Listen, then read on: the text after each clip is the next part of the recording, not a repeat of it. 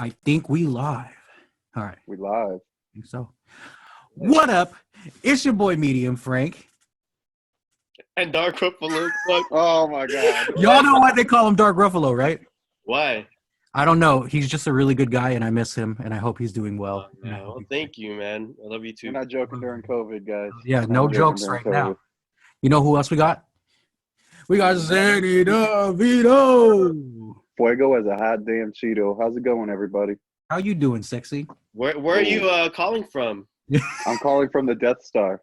As you can see, Jeddah is right behind me. I blow some shit up. Me and my boy Tarkin. You kind of look like a Force ghost with all that thing going on. Yeah, how it's like going in and out behind me. What? Oh God. Okay, that one wasn't necessary.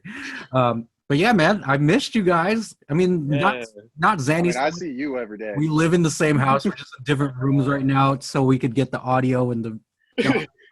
So you already told each other you miss each other. I mean, real talk though. This morning. I still miss. I miss non-quarantine Xani, because I miss you, man. Because non-quarantine Xani and non-quarantine Frankie would most likely be at a bar right now on a Friday night. But we wouldn't be doing this, that's for sure. No, we'd be in the living room watching wrestling. You're right. We'd be saying we're going out, and then just be like, nah, let's watch NXT. Yeah, I mean, like, or we would go out, and then after 2 hours of being out, we're like, you want to just go back and watch wrestling? There's nothing going on out here. I ain't getting nothing happening out here. Oh, man. Yeah, man, I missed you guys. We haven't done an episode since before the release party. Yeah. Wow. That's a long-ass time. Yeah, we've been busy. We've been busy, and then the world ended. Yeah. So, like, right after, so we released the album. The party went fucking amazing. Thank you, everyone that came out. We definitely made some new friends and new fans that night. It was just a really good time in general. You know what I mean? Then the week after that, we went to LA. We shot the Brown Bitch video, which is so close to being done. I can't wait. I can't wait too. That's look amazing. I can't wait, man. Like, I've only seen the first 30 seconds of it, but that 30 seconds is fucking sick. Yeah. And it's because we did a lot. We shot a lot of stuff. There's a lot of good ideas, so that's coming. But then after that, we were pretty much focused on editing another show.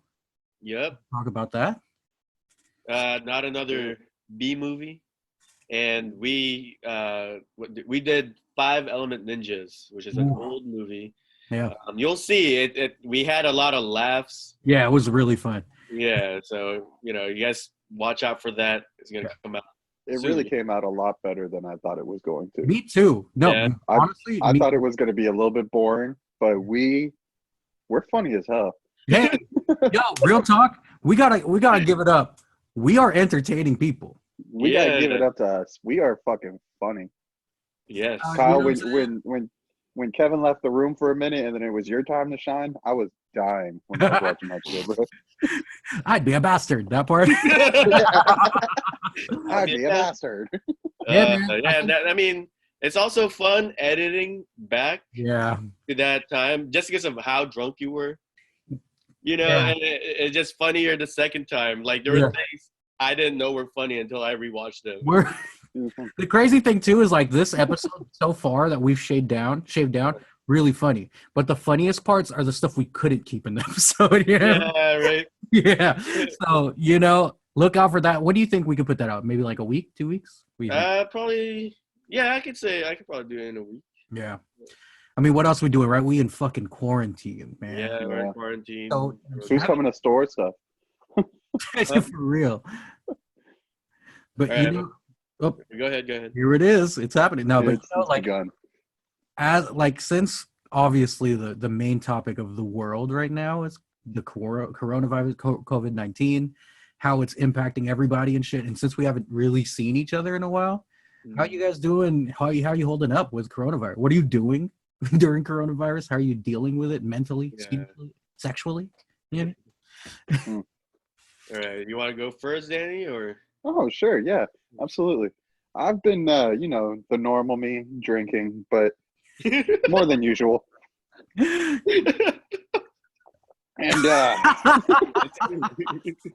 And I've been playing games. You know, this fucking Rona has encouraged me to jump onto the Bumble and the Tinder. Oh, I've never really done that kinds before. Of games. Got a bag of shit. I didn't realize those were the games you was talking about. And how is it? How is it? You catching anyone? Wait, what? I think he's doing all right. He was telling me. I mean, go ahead, Zan. What'd you ask me, Kyle? Oh, how's that going for you?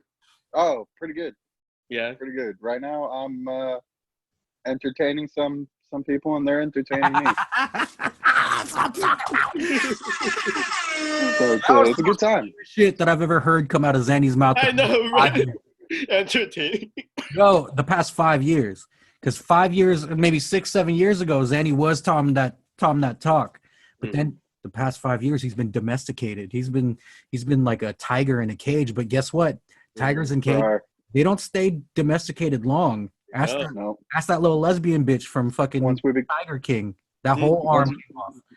Once we grow up. Yeah.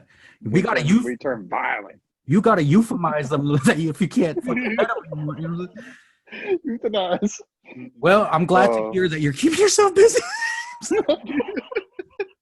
Thanks, man. What about you, Dark Ruffalo? Are you out there in these Tinder streets? What's up with you? No, I'm at home. I'm mostly just working, and I'm working on some projects that you guys will see on the 26th. Oh! That's on my Instagram stories. That's exclusively coming out on Instagram stories. Can you exclusively send them to me so I could have them? Yeah, sure. And I'll post them everywhere too, if you don't. Yeah. But so there's that. I have gone out to go to groceries. Oh yeah. Like that. Have you guys been going out at all? Yeah, to go get groceries and just like, cause like I grocery shop for my parents. Mm-hmm. So the only other place that I've gone to other than my house is my parents' house. Mm-hmm. Just like grocery shopping and stuff like that for them. And it was also my little sister's birthday last week, so I kicked it there for a little bit. But again, like other than that, I really haven't been going nowhere. Like, and I haven't even had people come to the house. Like I always talk shit, saying, "Oh, we're throwing a party," but we never do. You know what I mean? So we're just talking, because it's just like, bro, like the longer we keep fucking around with this shit, the longer it's gonna take for everything to get back to normal. You know what I mean? So, James, are you not afraid of the Rona? Mm-mm. If I die, I die. Well, don't carry it into our household, motherfucker. No, I'll die in the streets. Don't worry. I'll go lay in the gutter. Also, 2 days ago, I got my stimulus check. Oh, you got it? Yeah, through direct deposit. So that was awesome. Me too. Although, let me get in your pockets. You get the full? I did. Wow. But that thing that sucks though is looking at other countries and what they're doing. Oh yeah. People. And I was like, all right, yeah, like $1,200. Like I actually just used it to pay my credit cards off. That's exactly what I did. I spent it all on one card. Bro, think about this shit, man. Like we get a one-time $1,200 payment, and not even everybody's like I did. I'm not getting one. You know what I mean? Like why not? Because you made. Yeah, there's like a threshold where if you make more than an X amount, then you don't get it. So yeah, if you're not under the poverty line. No, but no, but that's bullshit still, though. You know what I mean? Like when you look at what other countries are doing, like Canada is giving their people $2,000 a month. Like, how does $1,200 one time sustain us? It doesn't. And then if you think about people that are out of work right now, like my pops, right? Yeah. He's an Uber driver. He relies on that shit. He ain't making shit, bro. Like, even if you were to go out to drive right now, ain't nobody taking Uber right now. You know what I mean? Well, my dad would normally make like three grand a month driving Uber. And then that would only get us to be able to pay bills and all that shit at their house and shit. Yeah. So what's $1,200 going to do when he'd been out of work for like a month? And then now he's out of work for even longer. Like, it's not enough. Luckily, I was gonna say most places that's not even how much your rent is, or all your rent. Yo, real talk. I pay $1,100 for my room in San Francisco. Like most this, people do. You see this piece of shit that I live in that I love though. This is $1,100 a month.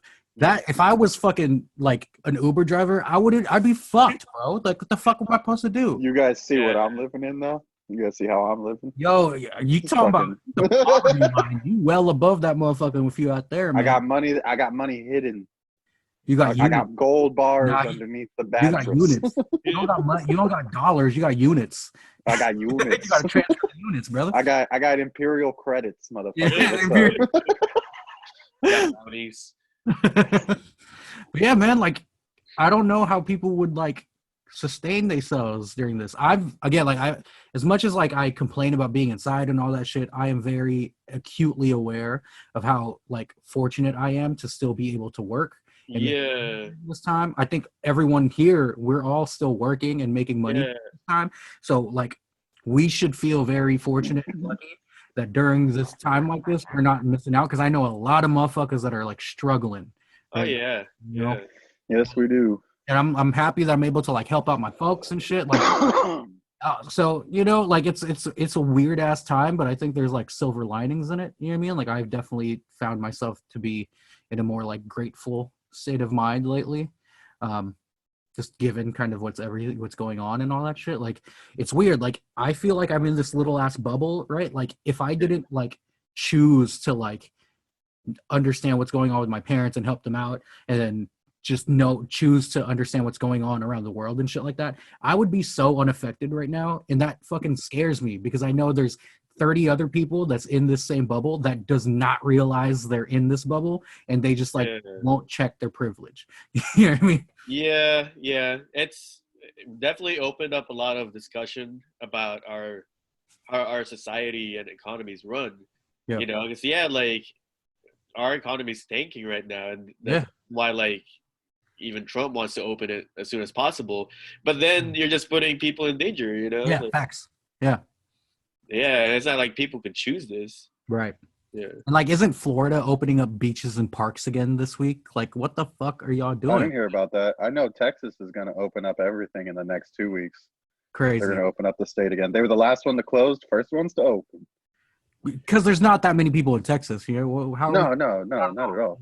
Fuck. They're not one of the biggest states in the country. That's not a thing. I understand if buttfuck Montana opens. All right, there's like 60 of you, and you guys probably fuck that place. US, so you will never be exposed to any types of bacteria other than the incest that's going on there. I don't know, but you know what I mean. Like Alabama, in very densely populated places, like why the fuck? You know what I mean? Look at what's happening in New York. These motherfuckers did not take this shit seriously enough, and now people are getting clapped out there. Yeah. Like, clapped in New York. You know what I mean? Like, and I also read something that, like, and sorry, Xani, I know this might hurt you a little bit, but I read that, like, the Niners losing the Super Bowl actually thwarted a huge corona outbreak in San Francisco, because during that time, it was, like, peak coronavirus like transmission of cases, and if the Niners would have won the Super Bowl party the Super Bowl parade in San Francisco, fucking hordes of people gathering around FiDi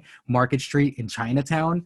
Whew, that would have been the swapping. Damn, I didn't even realize all of this was at the same time. Yeah, dog. It really peaked in the as soon as we got back, it all from the Philippines. It all started going downhill. Yeah, and I didn't realize how everything is just so close together at that time.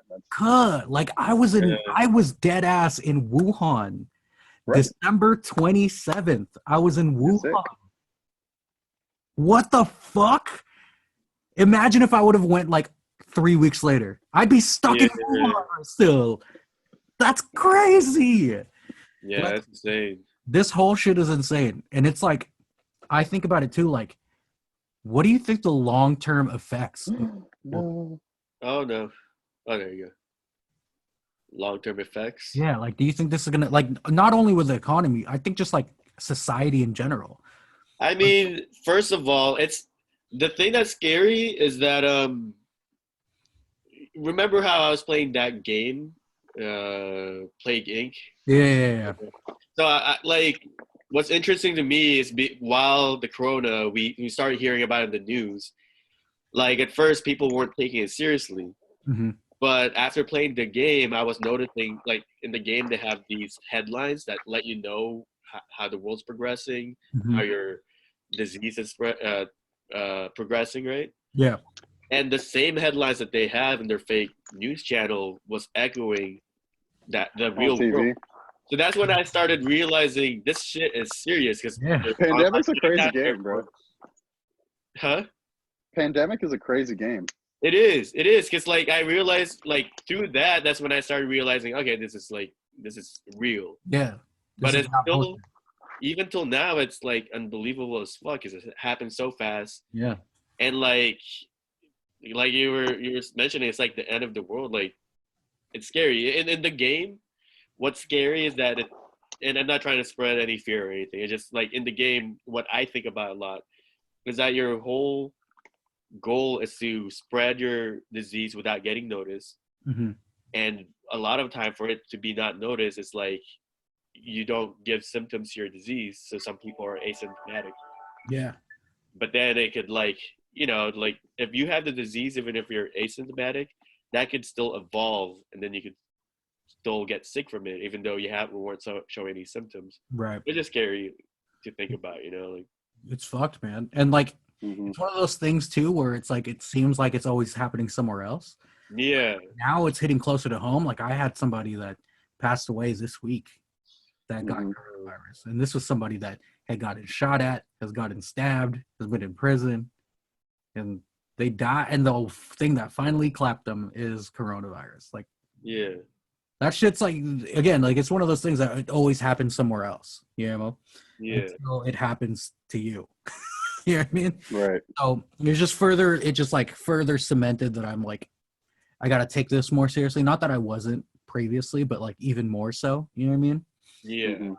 Yeah, man, this is fucked. But like the impact it's having across, like, of course, our economy, of course, the society, but even things that like our interests, you know what I mean? Like the things we love the most, the sports, wrestling, music, movies, all this shit's being impacted right now. Yeah. And I read something today that was like really interesting. And you would think, since motherfuckers are stuck inside, that every single entertainment platform would be like shooting up the roof in terms of like usage and views and stuff like that, right? Yeah. But I read that in all DSPs, so like digital streaming platforms for music, so that's Apple Music, Spotify, Tidal, it's down 20%. I get that, because if you think about when people listen to music the most, it's during travel. Yeah. Or being, like being played in bars, the radio and stuff like that. Right now, I don't think people, our generation especially, I don't think people are just sitting at home listening to music, because that's, like, that's like crazy. that. Most people are just watching shows. That's crazy to me. It also depends on what kind of mood you're in and what's also going on. Because of this, no one's having parties, so no one's using Spotify or Pandora to play music at the party. Every weekend. Yeah, you could say half the people in the country are at a party, and then someone's playing music on Spotify somewhere. Yeah. Or like, I know when I'm working, I'm either have the TV on or I have my speaker on, so I'm playing music. Yeah. So it's like it's either one or the other. That's crazy. But to say it's down that much is just crazy to me. Yeah, like down 20% is a lot. And I guess maybe I'm just like not like most people, but like I definitely do just like sit and listen to music, you know what I mean? And like I'm thinking too, like now that more people have more time in their house, they're probably doing all these like household projects that they normally don't have time to do. And just from my experience, even if I'm simply sweeping my room, I'm playing music. Yeah. You know what I mean? Like even when I play, like if I'm playing NBA 2K where I don't have to listen to I'm listening to music. You know what I mean? Like I'm constantly listening to music, so maybe it's just me. But I mean, like when I'm playing certain games too, I'm listening to music. Like I turn off the sound for the game and pull up Spotify and start playing that in the background instead, like Need for Speed or fucking any of the snowboarding games or any action game. Anytime I'm playing a sports game, I'm typically not listening to the sports game. You know what I mean? No. I'm playing like Final Fantasy or something like that, obviously not, but like And I still think though, because like including me, like I listen to music today, that's part of my everyday. Yeah. But I'm just saying, like, that 20% makes sense, because I think, we're making music. Yeah. I listen to a lot of music. I think the majority of people out there is just they put it on when they have to like be quiet, you know. That's true, and that's probably why some of the most worst bullshit artists are fucking huge right now. It's because fucking most people don't really listen to music; they just have it on whenever it's like. So that makes sense to me. That's true. But that's the people are starting to turn their shit off. They're like, "Wait, this is what I've been listening wait, to." I listen to this, but I think 20%. I hope that people, while we're stuck inside, try to reconnect with the arts as much as possible, because that culture is slowly like leaving, especially San Francisco and the Bay Area. I'll tell you that. And I think now more than ever, we need music. You know what I mean? Yeah. Like, people need to realize how much of a healing and unifying component music is as a medium. And since we can't go to bars, we can't go see movies in the theaters and stuff like that, fucking just blast some of your favorite songs right now, clean the house or do some yoga. I don't know, be just, you know, as much as possible, so create a positive environment for you to be in, because right now it's so easy for all of us to be depressed as fuck because we're stuck inside. The weather hasn't been all that great, or the weather has been amazing and we're like, fuck, I wish I could go outside. Yeah. I mean, the last couple days. Do you guys feel, I don't know, how do you feel about being outside a lot? For me, I mean, like, I miss, I'm like an extroverted introvert, you know what I mean? Like, most times I'd rather be alone, but then I crave human interaction at specific times. And when I've also like conditioned myself to try to not be so introverted all the time, and like, you know, like just go do something social once or twice a week, you know what I mean? Fill that quota. And I made it such a point in my life to do that, to like better myself as a person, that now that it got taken away from me, I was feeling really like, I don't know, insecure, uncertain, and like unfulfilled, you know what I mean? Because I always get that little like jolt of dopamine when I go do something that I normally wouldn't want to do, you know what I mean? And now that that's kind of taken away, I feel, you know, like I'm like wasting time almost. But the thing that's really bumming me out the most is that like my life hasn't changed all that much, you know what I mean? And like the only thing I'm complaining about is like very menial things where people out there are really getting fucked up. And it like pains me that like most people that are in the position that I'm in will have zero self-awareness and think that they are entitled to this privilege. You know what I mean? Like, I am acutely aware that I am so fucking fortunate during this time, and it bums me out that there's 30 other people that are in the same position as I am that thinks that they're entitled to this. And that, like, I always have imposter syndrome when it comes to like success. I'm always just like, I don't deserve this shit. How did this happen? You know what I mean? So that just like plays into that complex. Yeah. I mean, I'm in the same boat where I feel like my life hasn't changed that much, and I do feel very fortunate. You know, being where I'm at, it's like I feel like it's complete luck in a way, you know, and that's why I can't really like look down on can't really look down on people or anything like that. What bothers me sometimes is people like I'm still working, I still talk to people and stuff like that, but when people come and they think they know everything, and they tell you, oh, masks don't really work and stuff like that, blah blah. And you know, like I'm not afraid, you shouldn't be. And it's like, I'm not afraid, you shouldn't be. But it's more like they think they're gonna catch it and they're gonna be fine, right? When everything is kind of random right now, dude. Like, it really is random. It's a crapshoot. And like, all three of us are at risk. Oh yeah, dude. I have asthma. You smoked. You smoked. I definitely smoked. Yeah, dude. I mean, like, it's really not just limited to old people are at risk.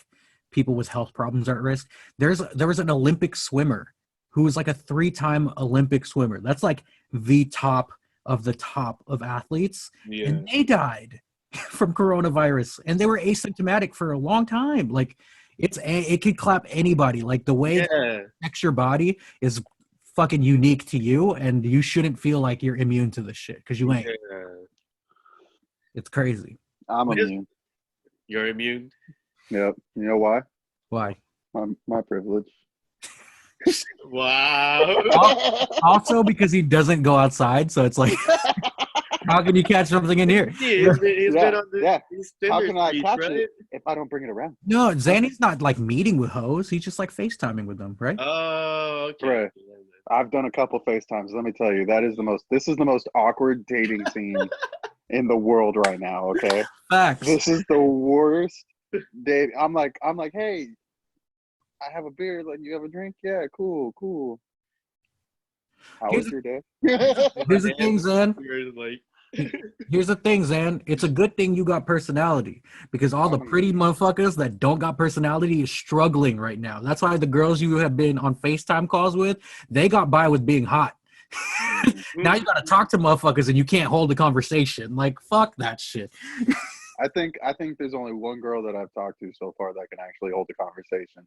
I haven't stopped talking to her yet. Is that Shotty you was texting last night while we were watching? Yeah. Like, it doesn't stop we can't stop talking to each other. Where it's like another girl like last week I was talking to, it was like 3-word sentences. It started like paragraph, little. I hate that one shit. word. I'm like, this is so boring. Like, I think some people they feel like they're playing the game and they're giving you like the mystery, but it's just boring sometimes, you know. Like, facts. Kyle, what's the over under? Huh? Okay, the over under is 2 months. Are you taking over or under? What do you mean? Over of what?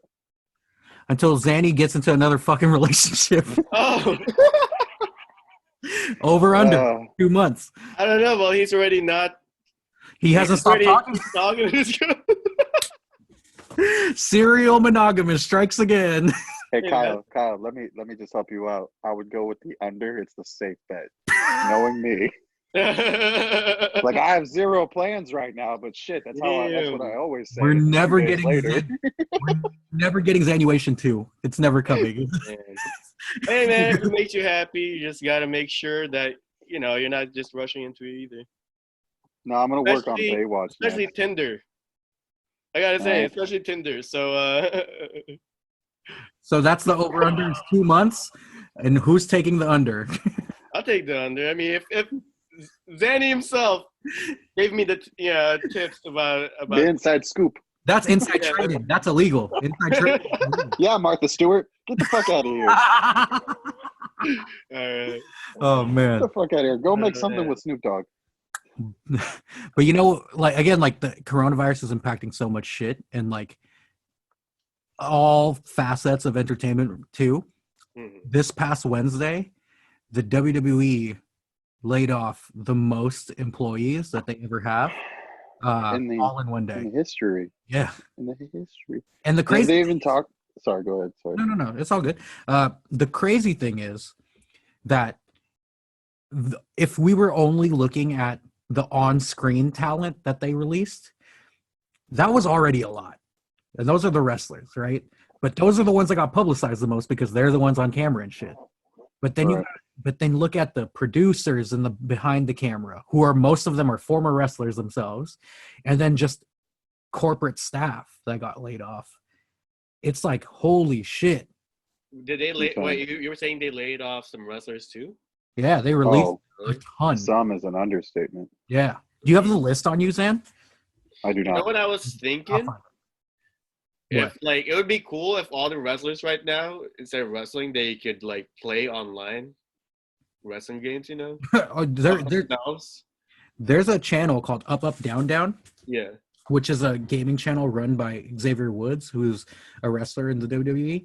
Yeah. And that's essentially what's going down right now. Like, him and all of his like wrestling buddies are just like playing shit online. It's amazing. It's pretty awesome. I'm going to keep looking for this list, but Xan, you want to give your thoughts on There is just too many people. The list is too damn high. There's too many people on this list. I don't understand. The worst part is that I heard from who should be a fairly credible source, mm-hmm. that they didn't even need to do this. Dude. They have the money in the bank. This is all speculation. And even if it does go the worst way, they still didn't need to fire anybody. Yeah. That's the craziest part to me. It's like, I'm very happy that you brought that point up, because I could confirm too that I've heard from very credible sources that the WWE, this is not including their TV deals, which they get paid weekly from Fox and USA Network. This is not including their endorsement deals. This is not including the money that they're about to get from Saudi Arabia, because they do multiple shows in Saudi every year and they get paid an immense amount of money for that. Right. They take all that shit away. They had $500 million cash in hand. Right. To do with whatever they wanted. Do whatever they wanted. And I will say, like, I understand that oftentimes you don't know the entire business situation, right? Especially when you're a publicly traded company and you have shareholders that you need to appease and kind of like defer to. I get that, right? Like sometimes, even though you have cash in the bank, it's all about your company's appraisal, right? So that you look like you're going to be a sustainable business, right? Yeah. And oftentimes profit margin is the biggest factor in that. I get that. But when it's a global pandemic like this, some things business-wise just need to take a back seat. And I don't want, and I'm not going to like name drop the company I work for or any of that shit. But the reason why we're all like, at least everyone that I work with and the clients that we work with, the reason why we're all so like happy is because the company I work for has taken the stance of like, yo, business right now is secondary. And like, we're all working from home and all that stuff. And they're like forcing us to take time off. They're forcing us to like not work full days, even though we're salaried. You know what I mean? Like any client that I had that's like, yo, we either need to cancel or reduce our contract because we are like struggling right now and we might go under. Every time I've brought that to any of one of the leadership team, they're like, hey, tell them we're deferring payments for a year. You know what I mean? Like shit like that. That's awesome. And I understand that my company is in a position to take that stance. There's a lot of companies that aren't in a position to take that stance, and just to stay alive, they have to lay people off. I get that. But when you're in a position in this global pandemic where you don't have to do shit like that, you shouldn't do that. Because no matter what it looks like on your bottom line, the marketing and the reputation of your company will forever be tarnished by the way you handle this situation. Yeah. So my biggest issue with it isn't necessarily the layoffs as well. It's not the fact that they laid people off. It's the fact that how many were laid off. And just as you said, if you just looked at the on-screen talent, there are people there who had big storylines going on right now. Mm-hmm. And even if it's just the speculation list you're looking at, mm-hmm. if half of those people from the speculation list are real, why are we getting rid of Luke Gallows and fucking, why are we getting rid of the club? We were bringing something beautiful back, and now they're just ruining it. And it's just like there are plenty of off-screen talent that's not on that list. Yeah. That honestly should be let go. Yeah, and you know the thing that's really shitty, again, it's like, even though we're bummed out about the on-screen talent, the reality is for them is they have a shit ton of money, so they'll be fine, right? They'll be fine. But the people behind the scenes that were making $50,000 a year, mm-hmm. they're fucking fucked, because it's not like places are hiring right now. You're not going to be able to get anything right now. I know that's for sure. Like, so the fact that WWE, when they have that much money in the bank, are in a position to, even if you're not losing money and you're just going to like kind of break even, like they're in the position to do that and make sure they take care of their people and their clients, but they're not doing that. You know what I mean? And that's just like, sure, in the short term, your profit margins are going to be wider, your shareholders and your stakeholders are going to be happy, but long term, do you think wrestlers or people that want to work behind the scenes in the wrestling industry, when they have a choice to go to AEW or Ring of Honor or New Japan or any of that, do you think they're going to want to come work for WWE for that shit? Fuck no. And I already know that a ton of people are like canceling their network subscription and stuff like that. Like, they're very short-sighted, and I think that just like always falls on how Vince McMahon looks at everything. It's always short-sighted. It's crazy. And like, again, like if you're at if you're running a company right now and you're about to go under because of the financial situation, I totally get it. You know what I mean? But if you're a company right now that does not need to do this and you have a lot of money cash on hand in the bank to make sure you take care of your people, you should fucking do that. Because morals really and ethics really at the end of the day come into play in the business world, even if business people like those super aggro sales guys try to act like it doesn't come into play. It does. It's kind of oxymoronic to say business and morals in the same sentence. It is. Because a lot of businesses don't have morals. Mm-hmm. I mean, I feel like when it comes to businesses, it's not morals, it's ethics, you know, like. Yeah. Same difference. No, but I feel like their ethics is usually like what's legally moral. But think about this too. The companies that last long in this day and age, they're morally and ethically aligned with today's. Anyone that's outdated like that, they're slowly going away. It's just the reality. Loyalty is a big thing that's going away right now. Loyalty. The reality. Loyalty. The reality of like this day and age is that as much as people are really, really sensitive these days, that also has bred the fact that people are more empathetic than ever, and like people are realizing that they have power in their own decisions, and you could choose to not support X or Y business. Yeah.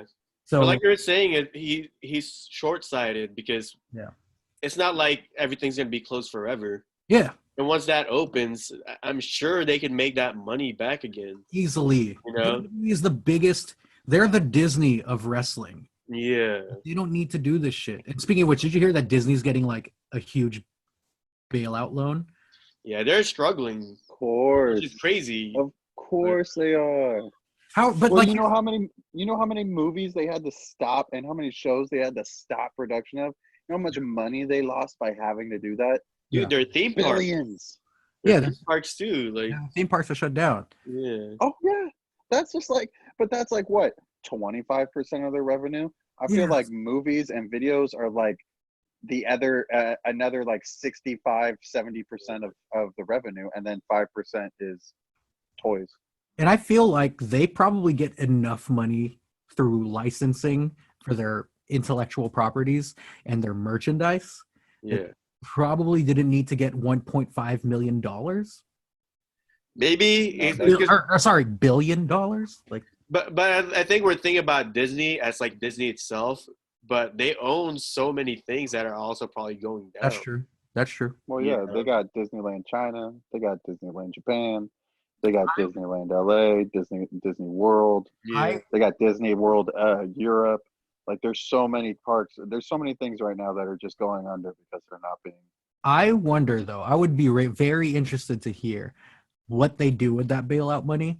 If they're doing it to support their employees that are out of work right now, I'm all for it. But if they're doing this just to maintain a profit margin, I just can't see why. If you're a fucking international conglomerate. Yeah. They're doing it to just line their pockets. That's probably what's happening. They're doing it to clone Walt Disney. That's what they're going to do. Okay, they're not giving it to no employees. They're like, sir, we got the 1.5 billion you asked for. Have you guys played Fallout New Vegas? Yeah. No. I feel like Walt Disney's just house. Yeah. He's just like he's like this 300-year-old man that's just like preserved and like just like in a tank like this and is talking through a computer. Well, he's supposedly frozen underneath Walt Disney. That's a conspiracy theory that's been around for years. One day I'm gonna be in Disneyland. I'm gonna just start digging. Dude, we just gotta find the entrance to the tunnels and walk around, and we'll find him. I bet it's like the Club 23. I bet it's in there. Huh? That's one way down. Yeah, that's one way down. I think the Star Wars movies are trying to tell us something. He's the Emperor. Palpatine. He can never die.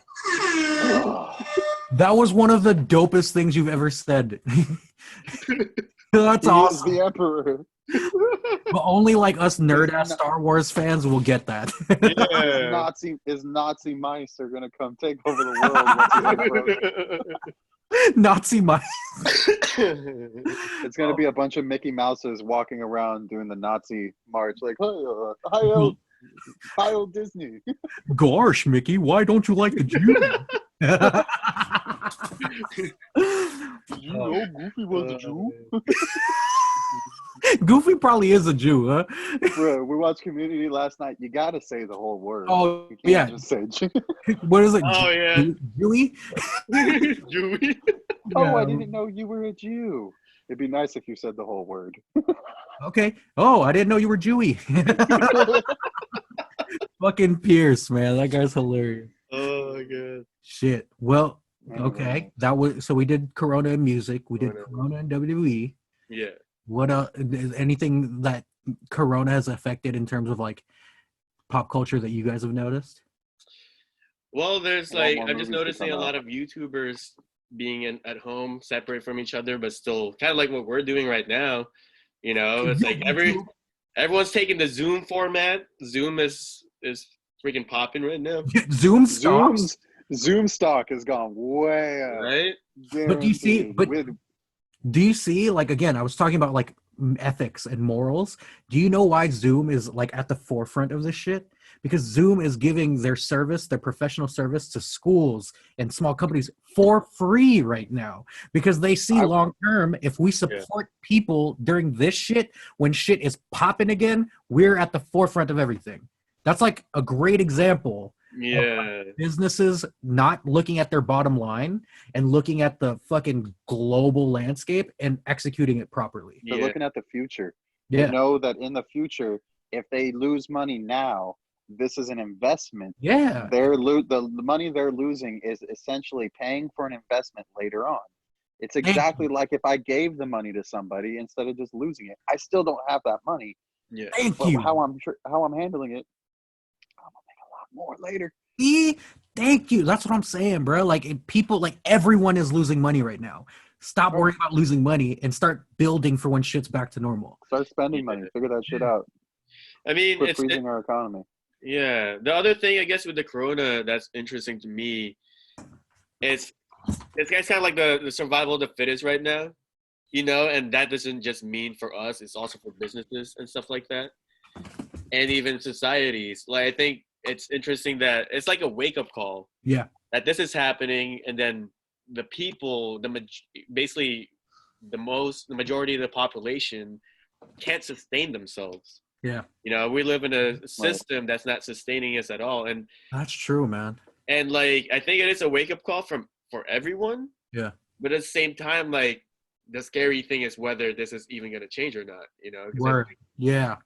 Because, like, I think about this shit too. Like, look at how easily the threads of society has gotten, like, frayed and pulled apart just because of, like, a disease we did not prepare for. And then, like, all of a sudden, like you said, shit is that you don't realize how much people are living paycheck to paycheck or are very reliant upon things that seem to be, like, menial parts of society. Yeah. Like, for example, if, like, electricity were to, like, not exist anymore, like, I'm dead.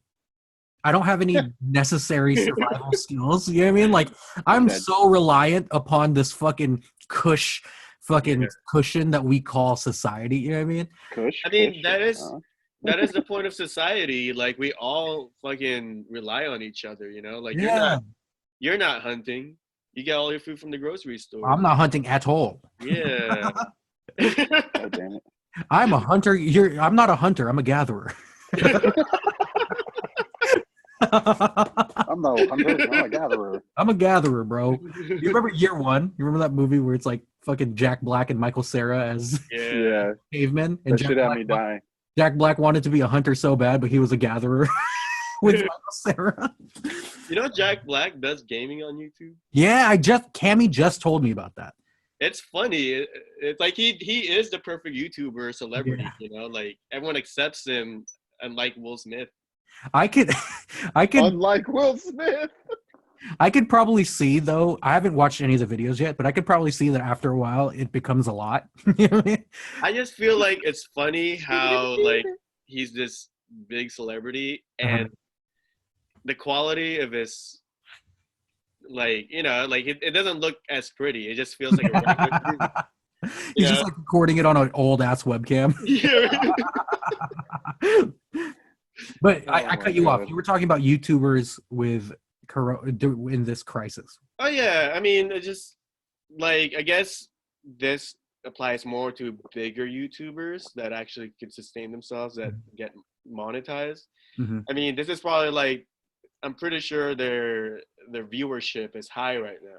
Yeah. But I'm also seeing, it's just kind of cool to see, like, you end up seeing a lot of channels for what they are, which is a business, even if they're just a reaction channel, that they're watching a show together just through Zoom and stuff like that.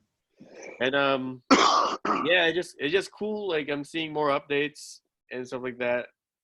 That's pretty much it. The funny thing is, you know, somehow the internet and social media, it's always like sometimes counterintuitive. You know what I mean? Like, originally social media was developed and created to make people much more connected, but then what it actually did was divide people more than ever, because people only want to create echo chambers for themselves and only like surround themselves and only connect with people that have the same exact ideas as them. And if they see one of their friends posting something that they don't agree with, they automatically block and unfriend. And then now all of a sudden in real life, they don't like each other either. You know what I mean? And then look at the flip side now, with everybody being quarantined, we should all be more disconnected than ever. But I feel like we're more connected than ever because we ain't doing anything but being online, talking to each other. I've been in so many like Zoom fucking happy hours. Things oh my God, they're the worst. They're the worst, but I feel like we're all talking to each other a lot more because of it. It's just like a weird dichotomy. And like, even like yesterday, right? Yeah. One of the most cool, stupid experiences I've ever had in my life was seeing how people are getting creative, going to be able to like listen to music and go to shows and stuff like that. Everybody does like IG live and they're like DJing. That's cool as fuck, and I want us to do that at some point because it's just a great way to connect with people. But yesterday, me and Cammy, we went to a show. Oh yeah? Yeah. Oh, I know what you're talking about. You want to know the venue it was at? Yeah. It was on Club Penguin. Because, dog, I like the coolest shit ever. Soccer Mommy. You know, I love Soccer Mommy. I know you love Soccer Mommy, Kyle. I know you listened to Color Theory before I did this year, their new album from this year. Yeah. And it's really good. It might be better than Clean. That's where I'm at right now. I don't know. But they played that whole album on Club Penguin. And like, if you're in Club Penguin, right, you have to go into like the arena. Yeah. In Club Penguin. And once you go in there, it was crazy. There's like 1 million penguins in there. I'm like, whoa, this is so sick. And then like me and Cameron are like, oh, we got to get good spots. So we like find a little spot on the side. And we're just hanging out there. And then fucking Sophie comes out, the lead singer of Soccer Mommy. And it's literally Sophie, but a penguin. She has like the pigtails and the guitar and all that shit. And the whole band was there. And they played online. And it was fucking sick. Because then like you see how many fucking little penguins are in there. And they're all talking. Me and Cammy's in there fucking going crazy. And I was just like, this is the dumbest thing I've ever done. But it's the coolest thing I've ever done at the same time. Because people are just getting like so creative with how they're like being able to consume shit like this. And as much as I would still prefer to be at the show, it was like a really cool experience that I would have never done if it wasn't for this, you know? Yeah, and they did it in such an interesting way because they could have easily just had a camera pointed at, you know? Right. Same with a lot of the electronic shows. They're all doing DJ sets on YouTube live. Yeah. It's like the very first like, or I think it might have been the second week actually. Escape to Wonderland was supposed to happen. Yeah. And instead they closed the show and then sent everybody who bought a ticket a link so that they could watch the show happen live still, because all the DJs were still playing in like their own setup. It was pretty fun. It was actually really cool being able to just sit at home, take a dab, watch some electronic music. That was cool. That's crazy. It's like for the longest time, live music is where artists are making their money from. Yeah. You know, I mean, I guess didn't you just do a show, Kyle? For those artists, huh? Didn't you just do a show? Oh yeah, I did like an open mic from the Bizarre Cafe. in San Francisco. So they're doing open mics. They actually do it every Thursday. Mm-hmm. I've also seen at least two guys who rapped in it. Oh, really? Yeah, so that's Kevin. Like a good outlet. I think you, Xani. Yeah, I mean, I just I think music, what's interesting about it, it's like, you know, when people first started making music, it's all with like these wooden instruments and stuff like that. And over time, music has always embraced technology. Yeah. You know, and this is like a new thing where people are watching it, just live shows through their living rooms. But do you think that will carry on after this whole quarantine is over? I think it should. Like, I think like maybe like at the end of the day, again, like you said, most artists in the music industry today, the only way they make money is live shows and selling merch. So it's something that can't go away forever.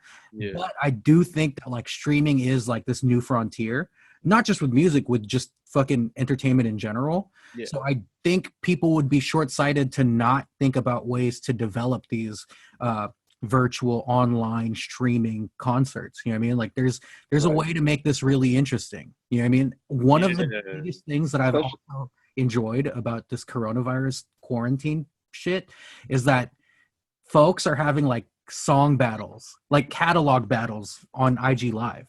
Like fucking Lil Jon versus T-Pain.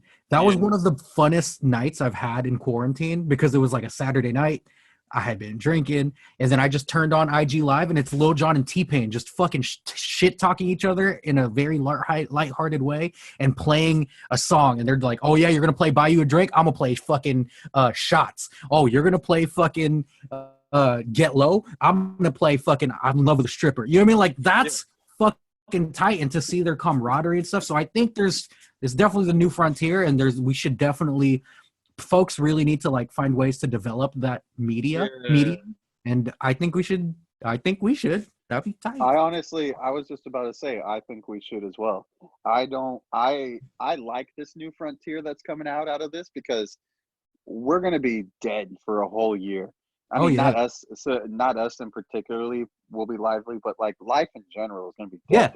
We're not gonna be able to go any shows. These online shows are gonna continue at least until fucking probably next June.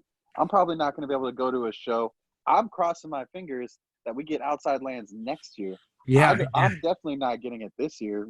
I was optimistic at first, and then it went into April, and now I'm like, how do I get my money back? Yeah, I still haven't figured that out. I need to do that shit. As far as because you're talking about the Club Penguin, how they held like a show for her. Yeah, it'll be a cool one. I guess. I'm saying it here on a podcast. Someone might steal it. But have you heard of the game Comedy Night? Mm-hmm. So it's a game where like, have you heard of that, Xani? No. So it's a game where you just it's like a simulator for a comedy show, and people take turns going up there telling jokes. That's fucking sick. And they have you should check it out. There's plenty gameplay. It's Video Game Donkey did one on it. And the people on, like they're watching you are real people, and sometimes they heckle you, and people you can just hear people talking. It's funny as fuck. Wow. You should try that out. Maybe that's how I'm gonna get my stand-up career going. Yeah, dude. This is taking internet warriors to a whole nother level. Facts. Like, they're gonna get heckled and be like, "Fuck you! I'm swatting you right now." That was like you're playing a show, and then all of a sudden you hear a little clickety clackety clickety clack. Whoop whoop whoop whoop. That's actually open up the door and SWAT. That's hilarious, but that's actually a fucking great idea. Yeah, we should. I'll send you a video of it. Yeah, I think because like think about this. I think about this too, and this might be too personal for people to like enjoy this part of the conversation. But like, we as Wave Gang Worldwide had so much momentum end of last year, early this year, and then after that, everything got shut down, and I feel like all of our momentum's kind of gone. Like even our streams on Spotify has dipped. Our video counts haven't really moved too much. Well, we haven't been able to like really link up. Yeah, I mean, and I think that's it's not all on us either. I mean, we're working our asses off, and we're still getting. Well, have we been working our asses off since it's been shut down? I know I haven't. How about this? You and Kyle have. I've seen you posting videos. You guys definitely post our songs more than I do. Yeah, but me and Kyle, like, it takes us 5 minutes to post the videos, and then we like edited the B movie show like 3 times for like a couple hours, and that was it. But like before, we were like, especially when we're working on DAVSZN, like we were always like doing something, and I think just like the visual of all of us being together all the time and doing also like really like enticed people to care about the brand more. And then like the party, I feel like was like the peak of it, where like this was like the most people we ever got to support us at once. You know what I mean? And yeah, I thought we had like hella good momentum, but then just like given like not even like just the crisis situation, but also like what it does to you mentally. And like I hadn't been inspired to do a lot of stuff because like I'm not seeing anybody, you know what I mean? But I think like now that we're kind of all in this like weird sense of normalcy now, that we should like find ways to like develop our brand and like the fun, cool things that we would always do together, like online now. You know what I mean? Like as an opportunity to try to be a pioneer in that frontier. You know what I mean? I think so. And like I think it definitely killed our momentum, because I know when I first heard about this shit, it's very uncertain, and we all had to embrace a new normal. Yeah. You know, and because like for me, I feel like I do definitely have more time on my hands. Yeah. But there was, when I first heard about the quarantine, I was like, you know what? I'm going to eat what I want. Yeah. Play whatever. Yeah. Bro, all responsibility's gone. You never know. I'm getting so much fucking bullshit weight during this. I'm like, and the worst part is like I really haven't changed my exercise habits that much. My eating habits have definitely changed because I'm limited to what I can get at the grocery store, and then I come home. I only have so much money to spend, and then I come home and like I have to make like, what was it? Safeway's not selling produce down by the beach anymore. Oh shit! They're not selling any vegetables. They go bad. Yeah. Well, no, they're not getting it delivered or anything. It's getting wiped out too quickly, so they're not selling it. And same with I think there's something else they're not selling. They're only ordering 3 large boxes of TP every month. What? That's crazy. 3 large boxes a month. Thank God I do my grocery shopping in San Jose when I have to get groceries for my folks. Cause hey, what if there's like, if this turns out into a Fallout universe, the TP is gonna be gold. TP. Yeah, that's the currency. The TP, you're just like, you got a square. Yeah. Every time I see like, a hooker, she's like, "You want some of this pussy?" I'm gonna be like, "Baby, I only got 2 rolls of toilet paper." She's like, "Good enough." Good enough. And I'm gonna be like, "Well, an Ike's sandwich is a 16-pack." You know what I'm saying? Like, I can't say no to a sale. Here's 2 rolls of TP for the booty, man. Like, 2 rolls for the pussy. At the strip club, you're just like throwing paper down.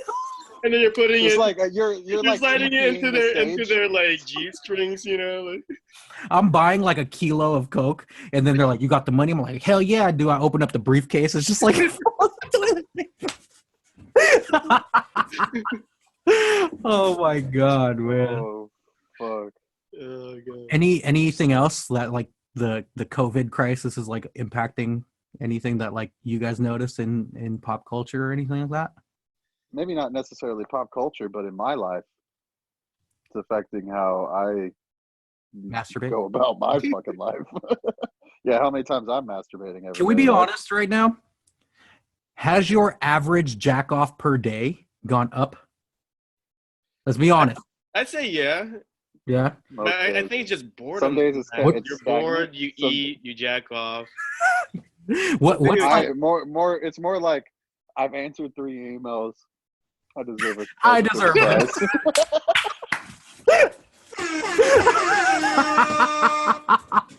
Oh my god. Oh man. Guess what Danny's doing right now? Go right back to work. The funny thing is, out of those 3 emails, 2 of them were actually important, and then the third one was like, "Thank you." Yeah. The last one was like, "Thank you," and I was like, "No." Thank you for letting me end a third email. Oh my god. I'm hopping off right now and going on my phone. The decision to masturbate is such a funny process. Like you're just like doing shit and you're like, I'm horny. Yeah. I can just rub one out right now. I ain't got nothing else to do. No one else is here. I got scrubs on. I might as well jerk off. I mean, can we be honest? This is going to be a two-part question. So part one. Part one's can we be honest? No, part one. No, both of them are can we be honest questions. This is part one. Okay. How many bitches that said that they weren't fucking with you anymore and that they hated you and they blocked you on everything, how many of them have messaged you recently because of this? You know, I wouldn't say that they've blocked me or said they wouldn't talk to me, but there's definitely some that have like gone dark or ghosted me. Oh, they ghosted you during this? Man, I'm sorry. No, not doing this. I said they're coming back. Yeah. Oh, yeah. Yeah. You fucking broke bitches. Now all of a sudden, because you can't go outside and get that instant gratification from random dude number 3 at the bar, now you want to text me. Fuck out of here. Ain't that develop a personality, word, bitch. Like one, I had to tell her, you need to go back to your boyfriend. I don't know why you texted me. You told me to move. But the second one, girl, it's been 5 years. You need to leave the city. And the third one, I'm gonna have to take him to homie court on one of them. But keep going. Third one, oh, are you? Keep going. Third one, I'm just like, man, maybe one day, but not right now. I believe ain't trying to fuck right now. I believe you on the first one and the third one. Number 2 though, motherfucker, you know you're in there too. You stirring that pot up a little bit. I know you're not wrong. Because it's not my fault. When you got that, you know? Yeah, I'm only but a man. I get it. Because I can only do so much. When you're the best fuck I've had, I can't. I'm bored. I'm gonna hit you up. Let's do it. That's facts. Let's get it in. I know you bored. That's facts. Because I'm in that same boat too. Like there's girls that blocked me that are hitting me up now. There's girls that just went dark and are hitting me up now. You know what I mean? And the funny thing is, a lot of them are doing it through Snapchat because they know that's a temporary thing and they don't have to worry about evidence and they don't have to look at their text the next day and be like, why did I do that? You know what I mean? But I'm screenshotting every fucking snap text you send me, you thirsty bitch, just so I can make sure I have this fucking proof here. You hurt me previously. They're all hitting me up through Instagram. Instagram is their channel of choice. I'm like, why do you think this is like? Wait, so your mans don't look at your Insta? Like, I guess that makes sense. I will say IG is a lot more respectable than Snapchat because Snapchat is like, I don't want to own up to this fucking responsibility. Yeah. You know what I mean? Instagram, at least there's receipts. You feel me? You know what I mean? Like, right, but then they come back to me like all sober and shit. And they're like, they're like, I'm sorry. I don't know what I was doing. I was like, bitch, you're playing with my emotions. You're playing. On the contrary. Fuck. On the contrary, though, I will own up that out of the 4 that's come out of the woodwork, right? One of them is definitely my like finessing.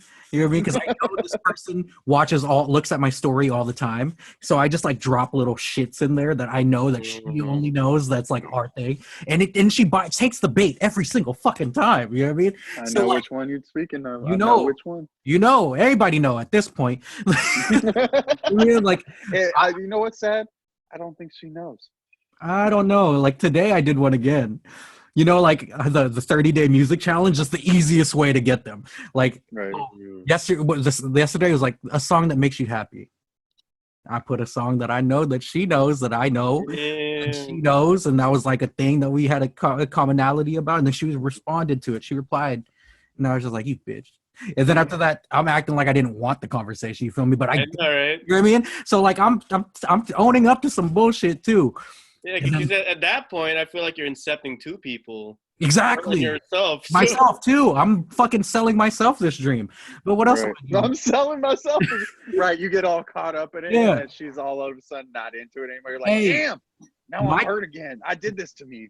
My thing is, right, there's two outcomes to this. Either one, I play it smart and I just put enough out there to where I could rejuvenate the spank bank a little bit, because Lord knows I'm struggling right now with the spank bank. Like I can only watch porn so much and thinking about past experiences so much. I need the real thing very soon. But then two, I get hurt. Kyle, he's texting one of them bitches right now. Look at that son of a bitch. You Look at that smile. He don't even fucking reply it. He's just like, I'm sorry, guys. I forgot I was in a podcast. Hey, man, I was listening. Let me fix my hair. Now he's trying to pass the buck back to me, motherfucker. Nah. Yeah, he's like, and you were saying. No, but hold on. In my previous email, I was. but yeah, or two, I get hurt and I have more material for 225508 which I'm already working on anyway. You know what I mean? So it's a win-win for your boy. One path is a little less painful than the but I have time to be hurt right now. You feel me? Okay, part two to the question. Yeah. Oh God. I forgot there's now let's stop pointing the finger at these dusty hoes. Point the finger to yourself. Right? How many times have you gotten fucked up inside your house? And you know when motherfuckers get thirsty, they start shooting out those fucking texts that you shouldn't be sending. You're sending out snaps you shouldn't be sending. As much as I'm calling out these dusty hoes, I'm also a dusty hoe. I'm a dustiest hoe there is. My God. I'd say 2 out of the 3 I hit back with thirstiness.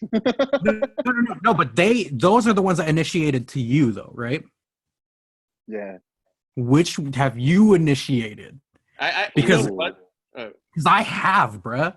Mainly because I've been doing Molly at the crib. I'm over here trying to dodge these hoes, man. I'm not trying to bring them into my life. Well, I'm not trying to bring any old hoes into my life. I'm bringing the new ones. You know what I'm saying? Like only the new ones have I instigated. The old ones, I ain't start that shit. The thing that's fucked up. I'm just happy that my ratio is definitely like in the positives, where there's more coming to me than I'm coming to them. Yeah. But there's two that like you said, James, if it was the best sex you ever had, in moments of weakness, motherfuckers, and we weak men. Yeah. So like I'm not proud of it. Pussy, I'm like, please. I'm not proud of it, but WrestleMania weekend, when we were doing Molly while we were watching WrestleMania, after night 2 was done and I went to my room, I don't know why I did this. She blocked me on everything except for Snapchat. And the thirsty bitch responded. You see what I'm saying? Like, how are you gonna block me on everything on IG, Facebook? But then if I send you one snap, you're like, I miss you too. Bitch, stick to your gun. Come on. So yeah, as much as I'm calling out these dusty hoes, I'm a dusty hoe. Xani, it sounds like you haven't initiated. It sounds like. No, I didn't initiate nothing. That isn't new. Oh, so you initiated new hoes, which is fine. That's what you're supposed to do. It's new. Yeah. I get it. All right, so you're the old ones. I've only responded. I've never taken action first. What if it was just like, hi? So he's like, I miss you so much. Oh my God, please come over. It's usually how it goes down. I mean, I didn't have to. As long as I didn't initiate. It's usually her. After this. It's usually her going, hey, I hope you're doing okay. I hope you're alive. And I'm like, fuck, you missed this dick too?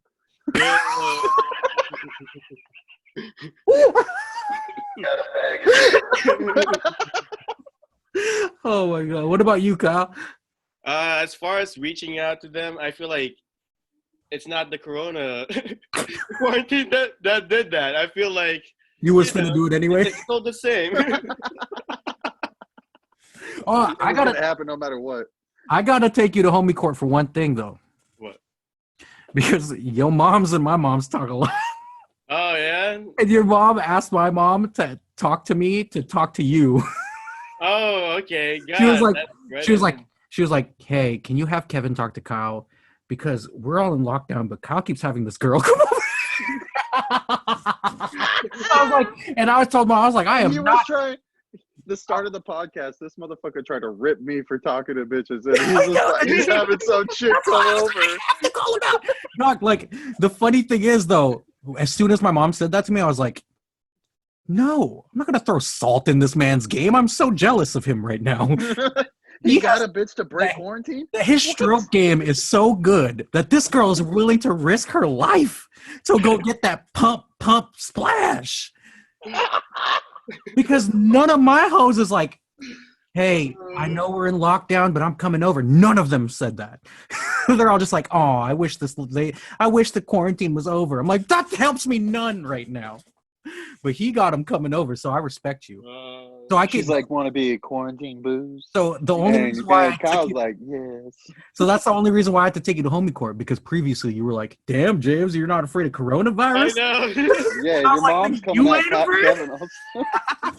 Your mom's coming at Kevin all sideways, and you're over here like, James, what are you doing? The funniest part, though, is that his mom actually didn't talk to me about it. She just like she like came to my mom in like a time of need, apparently.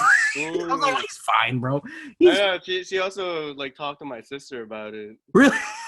Yeah. I guess Jesse's probably breaking quarantine to go see Vinny, so that would make sense. Yeah, to see Jesse. Really? They haven't seen each other? Oh, damn. Oh, that's cute. And those two are like inseparable. Yeah. They're keeping each other healthy. Well, it's because Vinny was like worried he had it for a little bit. Yeah, right? I was worried I had it. But you seem fine now. Yeah, there was a time when like maybe it's my hypochondria. Yeah, it's probably. And that's when I miss Eric's party. Yeah. I was like, one, I feel like I have it, and the other is like I'm gonna be coughing a lot, so people like weirded out around me. Yeah, because you weren't there. Everybody was fucking making fun of me for having corona because I couldn't stop coughing. Really? I have mad allergies at my parents' house. I was sneezing and coughing all over the place because of all the pollen and the dog hair, and they fucking rub them shits in the bushes and shit. And I'm just like, and then I pet them because I love them. They're my dogs. I wrestle with them, rub my face all up in that bullshit, and then I just can't stop sneezing all night long. The funny thing is that night, the thing that I remember the most was Eric was so mad at you because you were so fucked up. It was like, he was pissed off at me for being loud. Yeah. He was. E-Fry Photography. That man would just yell at his older brother, "Act your age, bro." I'm like, yeah, bro. Guys, everyone relax. Well, see, here's one thing you might not realize. The man has had to pull me out of situations so many times for not acting my age when I'm fucked up. Yeah. We've had to talk to the cops easily 5 times where he had to grab me and be like, you need to shut up. I mean, you need to stop talking. Like, I've maintained this for the entirety of our friendship. You were one of the first experiences I had with a lot of white people, and I will say that out of all the white people I know, you are the most oppressed white man. So it's like, I can't even like say that, like, you know what I mean? Like, there's definitely there's a reason why E would have to pull you out of shit, and most of the time maybe it's not even because of you, it's just because of the aura you put out there. Right. And he's just like, bro, you need to stop. You need to stop talking. Like, we got rolled up on when we were trying to sell a bag once, and fucking we had hotboxed the truck. All of a sudden, this cop. We were going to a hotel party to sell the sack. We're burning in the truck. Cop rolls up behind us because they went for the party, but they stopped us because we are the party. Then fucking we get out of the truck and it's just billowing smoke. Oh man! He's like.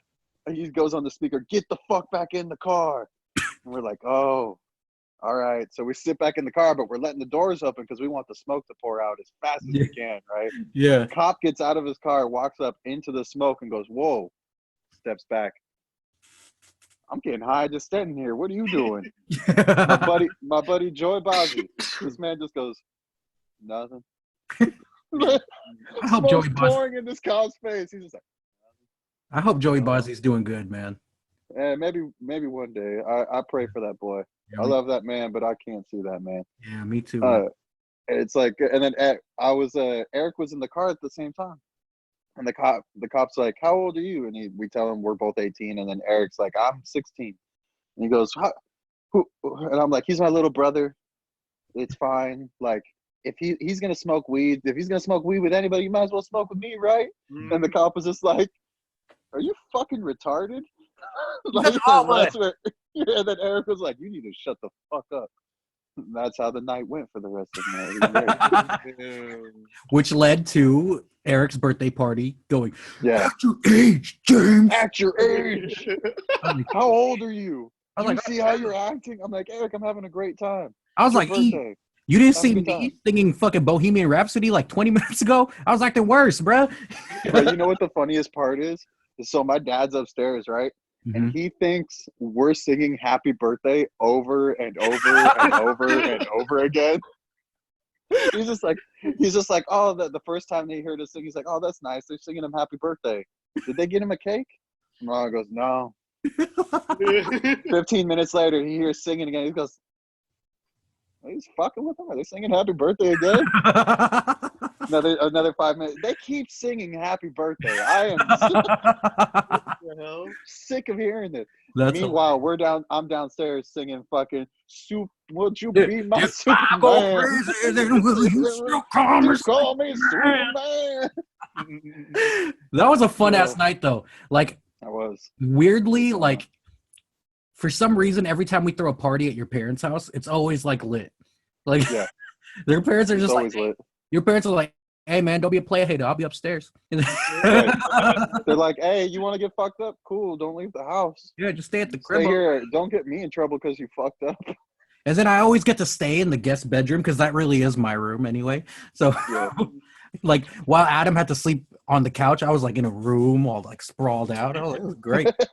All right, well, let's get back. Let's talk about that last topic. What we got going on with the quarantine video games? Ooh, what's everybody playing right now? Well, I have the PS Now service, so I mostly just like juggle between games.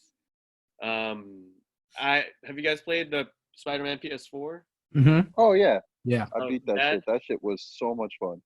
It is really fun so far. I think it's a good like Spider-Man. Honestly, to me, one of the best Spider-Mans. Yeah. Well, even the story, the cinematics, it just feels right. It feels right. But I would say like one of my favorite games of the PS2 generation was Spider-Man 2. Mm-hmm. You guys played that? Yeah, I did play that a lot. That's the Tobey Maguire still, right? Yeah, the Tobey Maguire one. The only thing is, like, when that first came out, I was blown away, by the physics, the web actually sticking to the thing. Mm-hmm. With this new Spider-Man, I think it's still sick, but it's not like a giant leap compared to what that took, Yeah. No, like, really? Yeah, I didn't think so. Do you think Spider-Man, the most recent Spider-Man that was at 4. Yeah. Do you think that one's better than Batman Arkham Knight, which is probably arguably the best superhero video game of all time? Yeah, the Batman games, that's hard to say. Yeah. Because I feel like the thing with Spider-Man games is they've been out for a while, but they've also all been pretty good. Yeah. Because I remember like Spider-Man 2 on the PS2, that one I remember was like, I can't believe this is so good. Right? Mm-hmm. At first, like even the intro missions when you're like in the warehouse and you're still wearing like the wrestler outfit, Spider-Man piece. Yeah. That I remember that opening sequence. I was like, I usually don't like superhero games. You know what I mean? Like we grew up on fucking Superman 64 and all that horse shit. Oh my god. Oh my god. But then I played Spider-Man 2 and I was like, this game is actually fucking incredible. And then the fact that they had like the Green Goblin and all that stuff in there, I was like, this is not... So then, like, all the other Spider-Man games after that was like, whatever. But this last Spider-Man game, I played it a little bit with Xani, and then I played it with Cammy. I was like, this shit is amazing. Yeah. That game's a lot of fun. The costume, the very first costume, I don't know if you know this, but that is a mix of all 3 Spider-Mans. There's Tobey Maguire's influence is on the back. Mm-hmm. Andrew Garfield's is on the front, and the blue and red colorway, the way it's designed is Tom Holland's. Yeah. Oh, that's awesome. Sick. Awesome. I didn't even know that. That's sick. Yeah. Even the mask is Tom Holland's with the eyes and everything. Right. I see. That's why the Peter Parker character also looks like a mix of all three. Exactly. It is a mix of all three. I honestly really liked that Spider-Man game. I thought it was a lot of fun. Yeah. Its story was really well. The DLC gets a little repetitive, but if you just play it for the main storyline, it's a lot of fun. There's a lot of things you can do in that game. That it's a whole open world New York Island game. Like it's good. I liked it. I personally think I like it better than Arkham Knight. I think. I like it. I like it a little better than Arkham Knight as well. I feel like Arkham Knight though is I haven't played all of it. I was playing it with PS Now, but it kind of kept like crashing. I don't even feel like it's as good as Arkham Asylum or Arkham City. I feel like it looks beautiful, but it's almost like those things where sometimes they have sequels. Like for the new Spider-Man that we're talking about, right? I think everything about it is amazing, but then I'm missing kind of like from Spider-Man 2, what I felt like is different is that felt like you're driving a manual. Yeah. While the new one feels like you're driving automatic. Yeah, when you're. So like what I liked about Spider-Man 2 is like because the web slinging is kind of like a manual thing. You could do certain things. Like I remember the only way you could get to the Statue of Liberty is if you like, were able to swing onto a helicopter and just like hold it there and stay there. Yeah. And then we'll take you there. It's just like small things like that. That's true. I could see that being like not as like a realistic experience since it's almost real. It's almost like railroaded. That like there's only certain places you could like really like attach your web right like that. Yeah. It's only so open of a world. Right. Anything else you're playing? And then the other one, actually from time to time I would play online with Xani. And we played Downtown Freaky Boy. Yeah, that's our So we played Duck Game. That was a fun game. Untitled Goose Game? No. This is Adult Swim Duck Game. Oh, okay. We play up to 4, but you basically just kill each other, And the other one is Rocket League. Oh, dude, we went through a hardcore Rocket League phase here in our house. We did went real hardcore Rocket League phase in the house. Me, Kevin, and Sean would sit in my room, and we would just trade off matches and play. Me and Sean got pretty good, but Kevin just kind of stayed stagnant for a little while. But like that was a fun time. That was a fun 3 months. It's a fun game. Like, dude, we got so into it that we were like, dude, there's 3 of us. We're gonna start a fucking esports team and we're gonna do this. And then after that, we went out to some bar. That was the night that they were playing it. Playing Pro Rocket League on the TV. Pro Rocket League on the TV, and they were so good. We were like, yeah, we're not gonna be able to do this. Yeah, we're like, we can't do this. They weren't even driving on the ground. They were flying. Flying the whole time. How do you do that shit? How'd you get that boost so quick? You know how long it took James to teach me how to backflip fast so I could so I could fucking be a goalie? God damn it. That game is so fucking hard. It is. It feels good though when you're like you feel like you're doing Nothing feels better than when somebody like does a cool pass and you fly in the air and you score. Yeah, right? Yeah! And then I go like 3 more games without scoring at all. So it's just like it's funny because when Xani and I were playing, we thought we were so good. And then like our teammate left. It just got killed. we were relying on the stranger the whole time. He had that team. He was carrying that team on his back. That's why he fucking. He was amazing though. Just like for 2 useless guys like us to win that much. One game where like it's like 5-1 and he scored 5.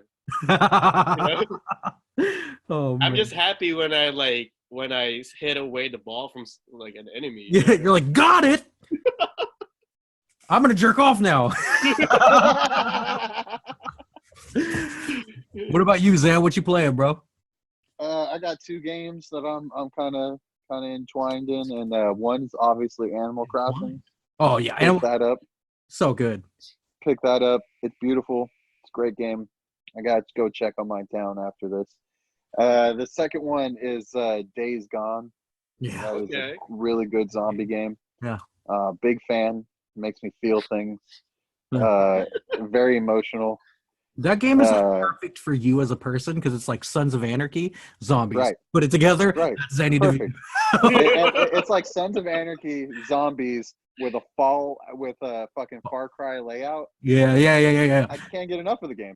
I fucking love playing the game. I love just driving my bike around town, running zombies over. It's a good time. It's almost like when you play GTA and you run the hookers over. It's very similar. I also love how you have to do things like siphon gas and shit like that. Right. You run out of gas so quickly. You could get through a quarter of the map and you're on an empty tank. Yeah. But there's hella spots where you can take gas from. Right. It's so cool. It's very interesting. And the map is massive too. What I heard. Huge. And have you gotten to the point where you're like running away from like a crazy horde? Nope. Oh my God. Only once did they do that, and it's because it's a part of the story. Right. Yeah. When you're like watching the government like test some zombies, and then they're like, oh shit, here comes a herd. Yeah. And then they run into the helicopter, take off, and you're like waiting to figure out what they're running from. Yeah. And just like 500 zombies come over the hill, and you're like, oh shit, run to the bike. And then like as you like get on the bike, you look right behind you, and there they all are. And you're like, oh! I can't believe they're able to render that many like assets with animations. Like that shit blew my. A wave of bodies. Yeah, that's what it looks like. A wave of bodies running around. Yeah. It's the creepiest, coolest thing I've ever seen in a video game. Yeah, I haven't checked that out. You should. I haven't beaten it yet. It's still kind of just like sitting around on my PC, but like, god damn. If you have PlayStation right now, it's only $15. Okay, sweet. So, what about you? Yeah. What are you playing, bitch? Oh, y'all know what the fuck I'm playing, man. Oh, I know what you're playing. Yeah. Dude, you know when people remake things, oftentimes it's either very disappointing or it's like, oh, nice, right? Yeah. I feel like recently remakes have been hitting it out the park because like I thought Resident Evil 2 remake was the game of the year last year. And I think Resident Evil 3 remake that came out this year that I just finished is like, it was good. It wasn't as good as Resident Evil 2. Yeah. It could have just literally just been a DLC. That's but, what it feels like. Yeah, but it was still like, it didn't like disrespect the original. You know what I mean? Which a lot of remakes, that's what they do. And maybe I'm saying this because I'm biased, right? But I think Final Fantasy VII Remake is the best remade game ever. It's very faithful, and they flesh it out. Dude, it's like the things that they added does not take away from the source material. Yeah. It just expands on the world that we love. And it's always ballsy and risky to recreate something after 20 plus years because the nostalgia factor will almost make it so that no one will ever be happy with the game. You know what I mean? Because, it's not fucking the original game. And even at the early times they were talking about like what the battle system was going to be like, as much as I was like, okay, we'll see where this goes, I was also really skeptical because I had just played Final Fantasy 15 and I was like, this sucks. This really fucking sucks. I could press square through this whole game and just be fine. You know what I mean? And the beautiful thing about Final Fantasy 7 and what it lacked previously in the original game, what it lacked in action, it made up for in lore and thoughtful strategy, right? While still being able to create a sense of urgency because of the ATB battle system, right? Yeah. The battle system in 7 Remake is like Kingdom Hearts 2, right? Because Kingdom Hearts 1 was like kind of broken. Kingdom Hearts 3 is just like, again, you could just press X for the whole game and you'll be fine. You know what I mean? Kingdom Hearts 2, though, was really well balanced, but it was definitely still more action-based, right? Yeah. Final Fantasy VII Remake, I think, is the perfect battle system because it feels well balanced like Kingdom Hearts 2, where it's like when you do a boss fight, you're like, holy fuck, I need to learn his moves and tactics. And I need to like dynamically change my strategy. And like, oftentimes it takes skill versus thought process, right? But the ATB system in Final Fantasy VII Remake is the perfect way to integrate turn-based battle systems into an action-based combat. And I was like, I tried to like, in Kingdom Hearts, you always set up the shortcuts. You're like, L1 circle is Kier, L1 triangle is Thunder. You know what I mean? I tried to do that at first, right? with Final Fantasy 7 Remake, but then after a while, I never used the shortcuts because I never felt like I had to just like, oh, do cure real quick. It's like, no, once my ATB gauge fills up, I press X and it goes into the cool slow motion shit. And then now you could choose, okay, I want Tifa to do this, I want Aerith to do this, and I want Cloud to do this.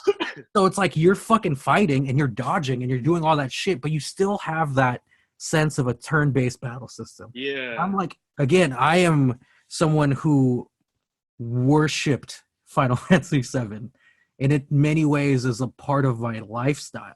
So players like me or players like, you know, a lot of my friends that even some in you and Cammy, people that played Final Fantasy 7 since the 90s will probably appreciate this game more than people that's never played the original.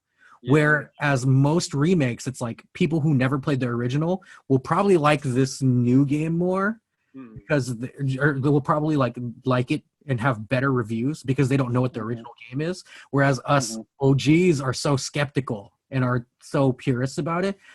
All of like the Final Fantasy like channels on YouTube I watch and all that stuff too, all of them are saying the same thing. Yeah. Like this shows that like Square Enix, when they're inspired, is still probably the best game developer out there. That's the thing with Square Enix that's kind of like shitty. Yeah. Amazing games, but they also make a lot of games that fall short. You know, so you can't completely say they're an amazing, flawless company, you know, like it's hell yeah. Mixed bag. I think Square Enix is the Kanye West of game developers. Because when they're inspired and they put the proper care into the art, it's probably the best shit you've ever experienced in your life. But when they're phoning it in and they're a little bit like too arrogant to to put the proper time and care into something, they come out with fucking avant-garde bullshit.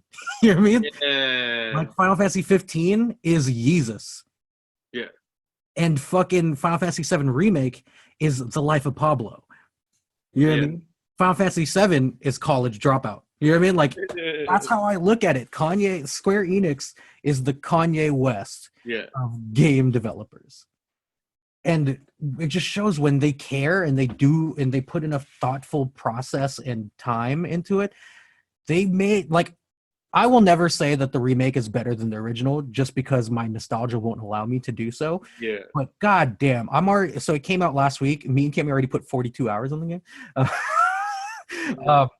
And I don't even think we're halfway. Yeah. I know a lot of people are just doing the main quest, doing it. Me and Kimmy's doing every single side quest. You know what I mean? Like, we want to experience this fucking world. You know what I mean? And like, spoiler alert for people who don't know, right? Obviously, main characters die. You know what I mean? But the ones that, like, in the deaths that happened in the original game that didn't impact you so much because they weren't given the time to properly develop those characters, this time around was devastating. Like, you know who I'm talking about, right? Oh yeah.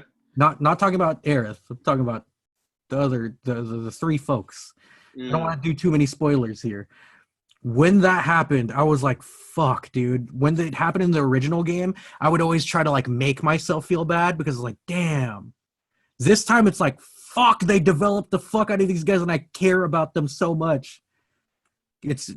So bottom line, it's everything I wanted plus more. Yeah. And I honestly didn't think I was there was always a part of me that was like, this game's gonna suck.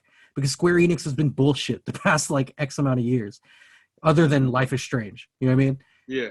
And yeah, man, I was just like so happy that it's as good as it is. You know what I mean? Yeah. I mean, to piggyback off of that, I watched so far up to like where you meet Tifa and stuff like that, and you know you become like part of the Avalanche. What was that? Avalanche. Yeah. Well, their neighborhood watch kind of thing. Oh yeah. And I gotta say, like, okay, as far as battle system, I feel like that's what I've wanted for the longest time, even for Kingdom Hearts. Yeah. Just let us switch people. Yeah. Like, these stories were always meant to be, like, you got a main character, but it's all about your whole party. Exactly. You know, and that's what, like, even Final Fantasy 15, like, I think, like, certainly people like that. You know, I think there's definitely like I feel like 15 is kind of like part responsible for what we got in 7. I think so too. Yeah. Yeah. But I feel like they just kind of were able to reinvent itself. You know, when I see this action-packed Final Fantasy VII remake, I don't feel like, oh, you went the 13 route or the 15 route. It felt like you captured what the essence was, even if this is different. Like, you see those big ass bosses, and it still feels the same. Like it's almost the same thing as if you were clicking attack the whole time anyway. Yeah. That was my biggest problem with 15. And, you know, like, that's why I say that 15 is Jesus, because, like, 15 was an amazing concept, and, like, the battle system was a great start, but it was underdeveloped, much like Yeezus. You know what I mean? Yeezus was Travis Scott's sound, but undeveloped. You know what I mean? And then that's why I think The Life of Pablo is so perfect, because it's just like all the ideas Kanye had the past 3 albums that sucked, and the past 2 albums that were, well, one album sucked and then the other one was a little underwhelming. Yeah. It came together in The Life of Pablo, you know? And I think it came together with Final Fantasy VII Remake. And the crazy thing is, when Final Fantasy VII Remake, the end of that game is not even halfway through disc 1 of the original game. I don't know what's going to happen because I haven't beat the game yet, so I don't know what the ending is. I don't know what the next steps are going to be. But from everything they've always said was this game is only going to be the Midgar sequence, right? Yeah. Midgar ends not even halfway through disc 1 of the original game. You know what I mean? You go through, like, the rest of disc 1 in the original game is like my favorite part of the game because it feels like a new adventure. You're in the world map. You're going to all the different towns.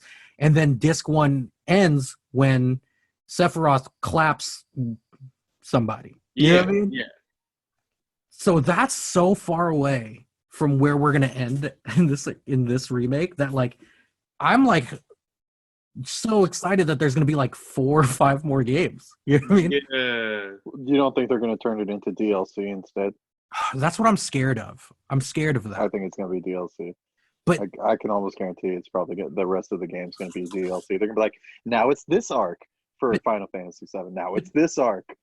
But there's so much that goes on in those other places that I think, especially with how well the numbers did for 7 Remake, that Square Enix, even if they don't want to do it out of love, they're going to do it out of financial need, because, like, Final Fantasy VII Remake has blown every other Final Fantasy and Square Enix game that they've sold the past 20 years out of the water. Yeah. So seeing how much success they're getting with this, they probably will indulge us.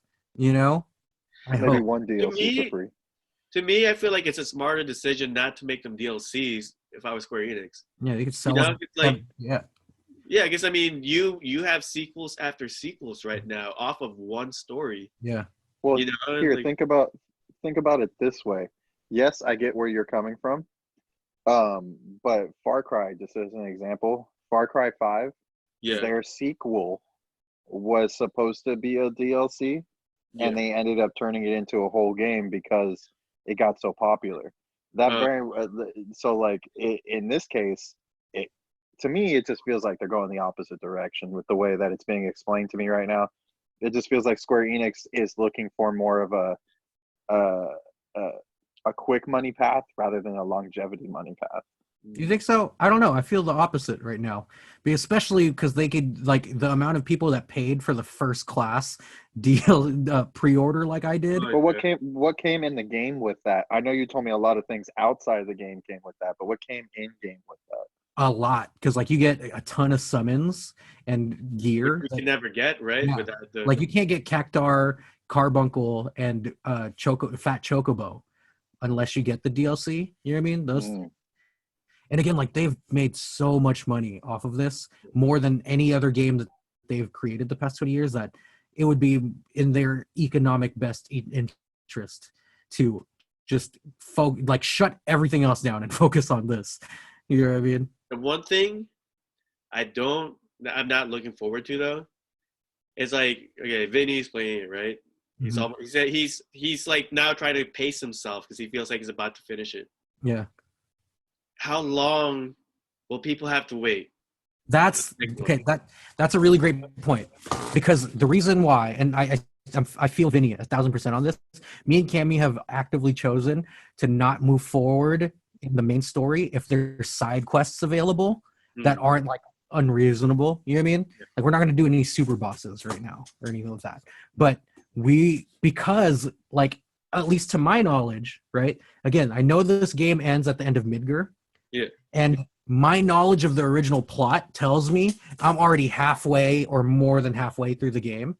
Yeah. But they expand on every single story plot so much that maybe I'm only a quarter. I don't even know. You know what I mean?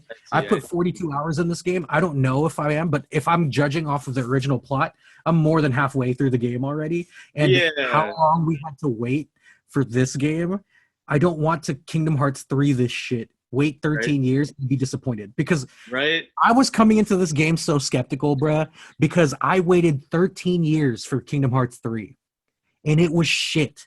It was trash. So like, I didn't even play Kingdom Hearts 1 and 2 that much, and I know 3 was trash. 3 is just like, dude, it's like you out of all the Kingdom Hearts games, they were like, oh, we got to make it so kids could play it. Because I swear to God, I fought like the final bosses against Xehanort. I was just like, I'm pressing X and I'm fine. I didn't like, I see in all Final Fantasy games, you save all of your best items and all that stuff for the final boss, because you're like, I'm going to need to use every single goddamn item. Yeah. I didn't have to cure one time. The final boss, and I was playing on fucking normal mode, which is like not like easy. It's not easy. You know, and then it became too floaty as well. Way too floaty. You know, at least I was like surprised with 7, because like you have one attack button. Yeah. You feel the weight of that Buster Sword. Yes, you know? Like, exactly. And then when dude, the best part of 7's combat is Tifa. If you're using it feels so fucking good. But anyway, like, and another thing about Kingdom Hearts 3's battle system is like everything felt so arbitrary. It's like it would just randomly give you, oh, you could summon something now. You're like, I would want to know how to earn that so I could build my tactics around it. But instead, it's always just like, oh, randomly press triangle and then a fucking roller coaster will hit this motherfucker in the face. Like, why? Like, like the whole press triangle right now, roller coaster, boom. No, I'm dead ass. That's what happens though, because they incorporated the Disney park rides into the game. So it's like, oh, here's the spinning teacups. I'm like, why? Yeah, it feels like it felt like a ride. Like I'm putting some spinning teacups in our Animal Crossing town. Oh, you are? Yeah, I'm saving up for that. It's only 8,000 bells, but I'm gonna get that shit. I haven't played Animal Crossing in like 3 weeks at this point. You have mail, bruh. I walk by your tent every day. I'll have to check. I'll check. Bruh, I got discouraged. I've upgraded my house twice. Dude, everybody on the island's already upgraded their house twice. Like, I got discouraged because I dug holes all around your house to fuck with you, and it didn't even. And when you logged in, it didn't even stay. So I was like, "Fuck this." You know what else I found out? I dug holes around myself at one point to see if that would have even affected me. You can jump over the holes. Jump over the holes, yeah. I was telling Sean and Adam, I was like, yeah, this is lighthearted, right? Like, as much as I'm making it a pain in the ass for him to leave his house, he can leave his house. Also, he has a shovel. He can just cover up the holes. You know what I mean? Like, it was... So I was like, it's really just like a lighthearted, like, fuck you, I hate you, motherfucker. Yeah. I come back the next day, they're all gone. It's all fine. It's all fine. So I was like, you know what? I'm hurt. I don't want to do this anymore. Holes that wouldn't have affected me, they were still there. I know. Holes that would have affected me, they were gone. He was like, man, so that discouraged me, but I'll get back. Animal Crossing is an anti-bullying game. But like, honestly, everything I've been doing, including writing music for my next solo album that I haven't done a solo album in 3 years. I'm about to do one, and I'm not taking it seriously at all right now because Final Fantasy 7 is my entire life. And like, dude, I don't know. Like, I kept telling Cammy, like, I feel like a loser for feeling this way, but like, when there's like little parts of the game where like you're inside Tifa's bar and they play Tifa's theme music, I literally, like, nothing emotionally happened in the story at that point, but I was like bawling, crying. You know what I mean? Because it felt like I visited a friend that died that somehow is back to life again. You know what I mean? That's how it felt. When in Wall Market, when, like, because again, like, Team Aerith. Like in the plot, like everybody was like, "Oh, I like Tifa more. Cloud should be with Tifa. Cloud should be with fucking Aerith," and you fucking know it. But anyway, that scene in Wall Market where she puts on the dress because she wants to get chosen by Don Corneo, and then Cloud sees her for the first time, and then fireworks happen in the air and shit, and the way that they animated Aerith looking at him, I caught feelings, bruh. Like I cried there. I was like, damn, I want to marry this girl. I'm like, wait, she's a video game. You know? Like, dog, like, again, like I feel like a loser feeling this way, but I know the only reason why I feel this way is because I cared about the original game so much, and Square Enix did a fucking amazing job in making us who grew up with the game, that touted this game as gospel. You know what I mean? They did right by us. You know what I mean? And in a way too, I feel like if they just remade it and just gave us the same exact shit, even though people would love it who are fans, right? Not really like surprised you, you know? Yeah, it doesn't add anything to it. So it's like when someone covers a song and it's exactly the same, like instrumentation and stuff, I'm like, why did you do this? I'm just gonna listen to the original. At least like cover it and do something different and add to the, you know what I mean? Add to the mystique. Yeah, I gotta say though, as far as remakes, right? Because we've always had for a while now remakes of movies. Usually they suck. Yeah. You know, I find it interesting that video games, I think, are actually the better option for remakes. You know, like make them bigger, beef them up more, because we have better technology now. Yeah. You know, and I think like, I don't know, like seeing Final Fantasy VII being remade and how good it is right now. Like, I feel very hopeful. Like, I hope more things will be remade.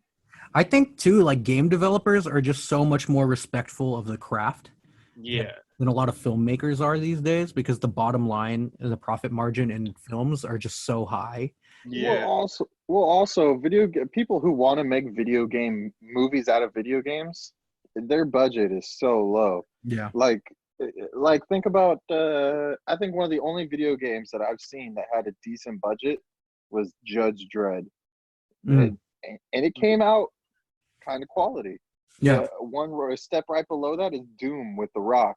Yeah. Oh god. But you know they spent all the money on The Rock. Was where they spent. That's where they spent all.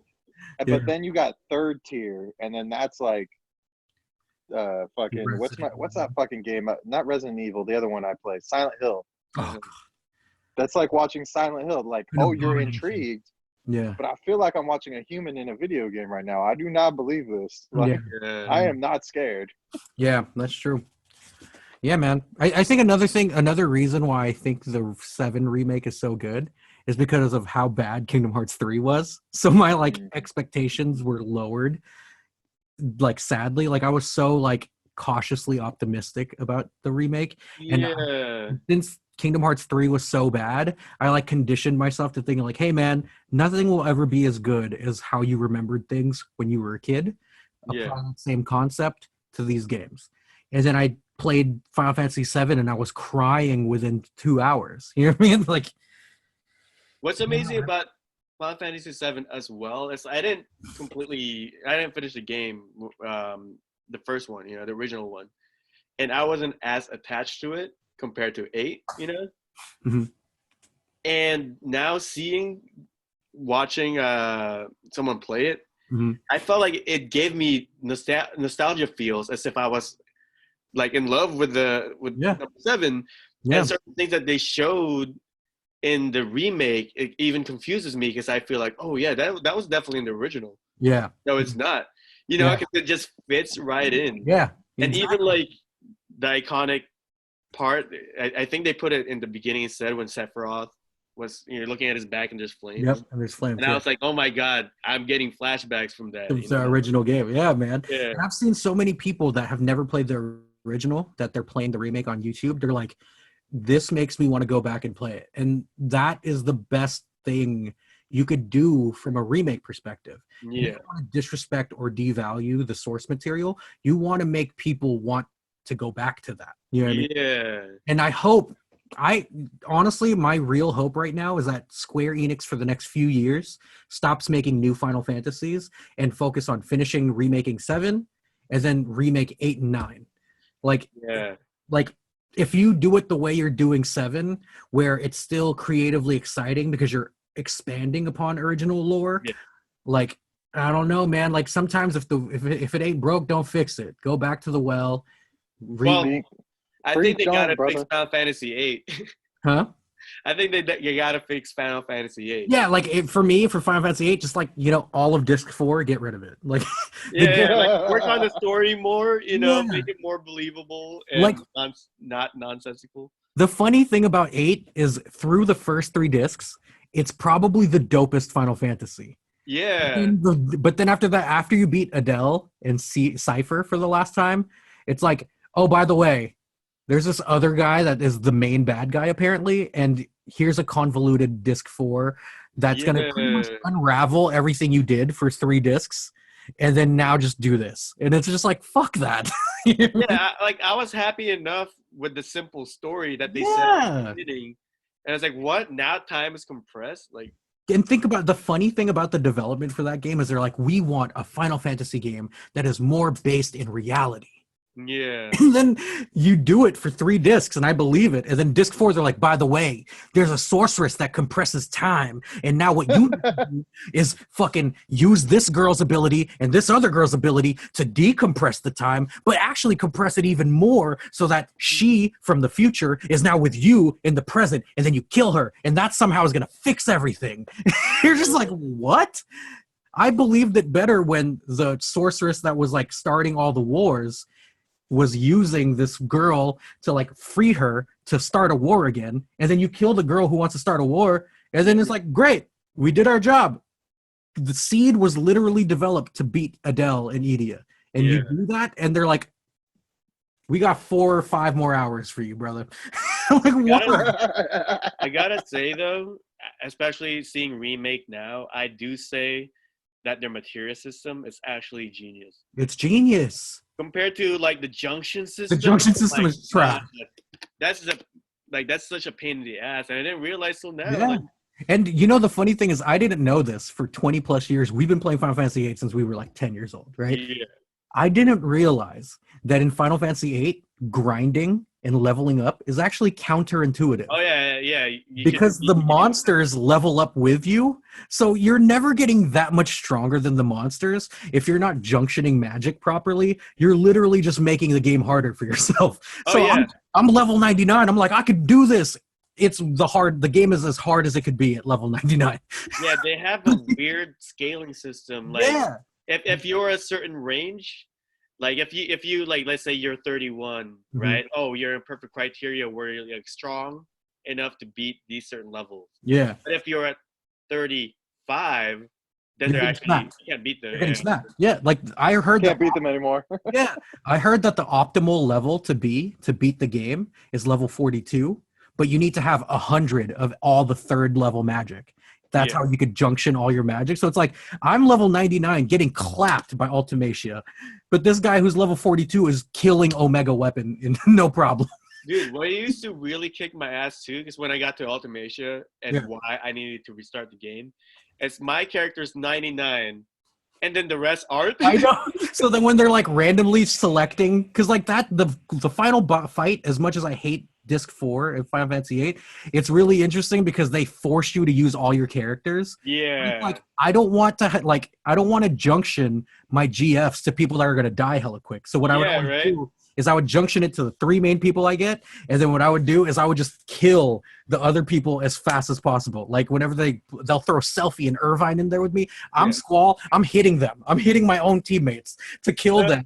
So they could disappear, and then my stronger guys come in. I never thought about it that way. I've always just divided it, and they're not even as compatible with those. Yeah. So they're like, it takes 8 turns to summon a GF. Yeah. So I would just. And then there's always that one move that basically kills everyone except the strongest one. Exactly. Yeah. So that's my whole thing is like, I'm gonna only junction 3 people, and if any of them are the weaker ones, I'm killing them myself. Self-preservation, bitch. Self-preservation. Well, right now, the way I'm playing it is actually put no encounters. Oh yeah. That Diablo's ability. Yeah, and I was like, I'm still enjoying this game without all the fights. Yeah.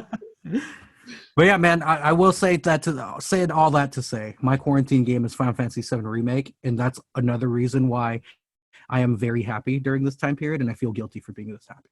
Yeah. Well, that went longer than I thought it was gonna. Well, I'm glad we talked about all this. Yeah, man, I miss talking to you. We got some stuff off.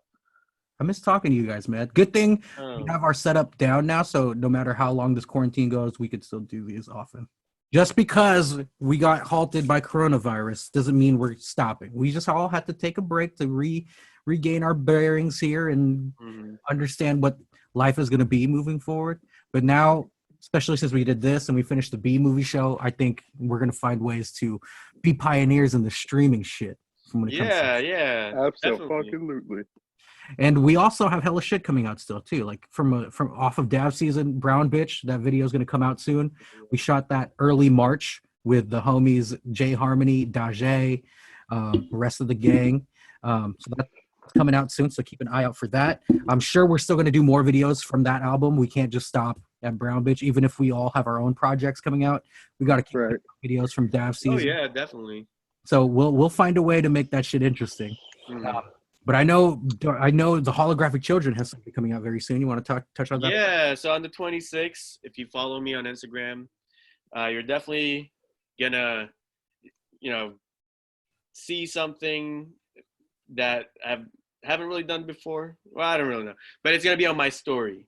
So I hope you guys check that out. I want to release it to people who are following me and who consistently watch my stories. I feel like looking at basically where I'm at on Instagram, I think I'm realizing that I want to focus more on the people who already watch my shit and grow it from there. Have my day ones be taken care of. So it's going to release on the story first, and then surely people who don't follow me will get it through like IGTV and just a post. So nice. Hope you guys like it. It's definitely an ongoing project that I think it's going to build up to something, and it's, part of Wave Gang. I think it's just right now we are focusing for, I don't know, just building our brand. And I know you're working on solo shit, I feel like it's important for us to make collective stuff and the solo stuff, because that's all part of the whole. It's the universe, man. Yeah. What about you, Xan? Absolutely. What are you working on musically, content-wise? What you working on? Musically, I'm just trying to figure out some, that type beat that I'm trying to do for that next album. Yeah. Thinking about releasing like maybe a 5-track. Oh wow, 2. Shit. Who knows? We'll see how the cookie crumbles. But basically, the main thing that I want to get popping off, and I've been talking about it a lot on this show, is that I'm gonna do it soon. Yeah. No, I haven't started yet. I'm gonna do it soon, though. I swear. Yeah. Because the stakes is high with your boy Xani Devito, and I'm gonna make y'all some fantastic meals, and y'all gonna want to go make them at home. Hell yeah. And listen to the people I talk to. Hell yeah. It's gonna be a great time. It's gonna be sick, dude, because I really could see it being kind of like Action Bronson's "Fuck That's Delicious." You know what I mean? Like you guys have the same vibe. You know what I mean? And I feel like people will will really connect with you through that. So definitely, let's do it, man. Anything we could do to help. Absolutely. Let's make it happen. Yeah, I'll keep y'all posted. Yep. That's for sure. What about you, Medium? So, in terms of content, other than the B movie, that's R3 thing, other than the music videos coming out, I'm doing a gaming related list that should be out within the next couple weeks. It's obviously Final Fantasy VII related. So that's gonna be sick. I'm trying to like a lot of the list. I'm a huge list guy. You guys know that. I always list out like my rankings for the albums this year. I'm on it and all that shit. Think about this, by the way. It's only like 2 months from now that we have to do the mid-year. It's like, Jesus Christ, where's this year going? Oh shit! Right? That's crazy. So yeah, I'm all about doing lists. So I'm like trying to find ways. Like there's so many fucking YouTube gamers that they do lists, and it's like vanilla. You know what I mean? 10 best characters from this game. 10 best weapons from this game. I'm trying to add a little hip-hop weirdo humor to it, and this list is going to be the top 10 shotties from the original Final Fantasy VII. And you know, my views of a quality woman is fucking weird. You know what I mean? By the way, these aren't real women. They're video game characters. So it's going to be dumb as fuck, right? But it's going to be hopefully entertaining, and hopefully I could capture the attention of not only our regular hip-hop fans, but our nerd-ass anime video game Final Fantasy VII fans. So that's coming content-wise. In terms of music, you know, your boy hasn't put out a solo project since Summer Inside in 2018, bro. After that, I've been doing just like joint projects with Chemo, with Wave Gang. I haven't put myself out there like that in a while because that shit is scary. But it's come, and I'm gonna make it a sequel to my favorite album I've ever made in my life, 225508. And originally, that album 225508 was executive produced by the Holographic Children. I very much so still intend for that to happen. Once I get through the songwriting phase, that he's going to come in and just make it sound better and improve it, because that's what he does. He just touches shit and it gets better. So that's the plan. I'm also like, I have not been producing a lot the past few years because I find that I write better songs when I don't produce the beat, because then the ideas are more free flowing. It's not really like locked to one thing that's in my head. But I want to like flex that muscle again, and I want to produce at least 40% of this album. Yeah. So it's going to be 10 songs. So if I could produce like 4 to 5 tracks, I'll be satisfied. So during that process, I definitely will be looping in the Holographic Children. Obviously, you all are going to be on the album. So Xani, prepare to write some sad boy bars. Holographic Children, even if you're even outside of the production, you're going to have a feature on the album. So, awesome.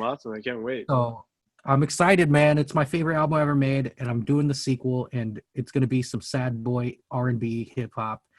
And yeah, let's see what happens. But yeah, that's what I got coming out, man. Can't wait. I can't wait for all your guys' projects. Likewise, brother. Yeah. Likewise, oh, wait. likewise. Yours is coming out on the 26th.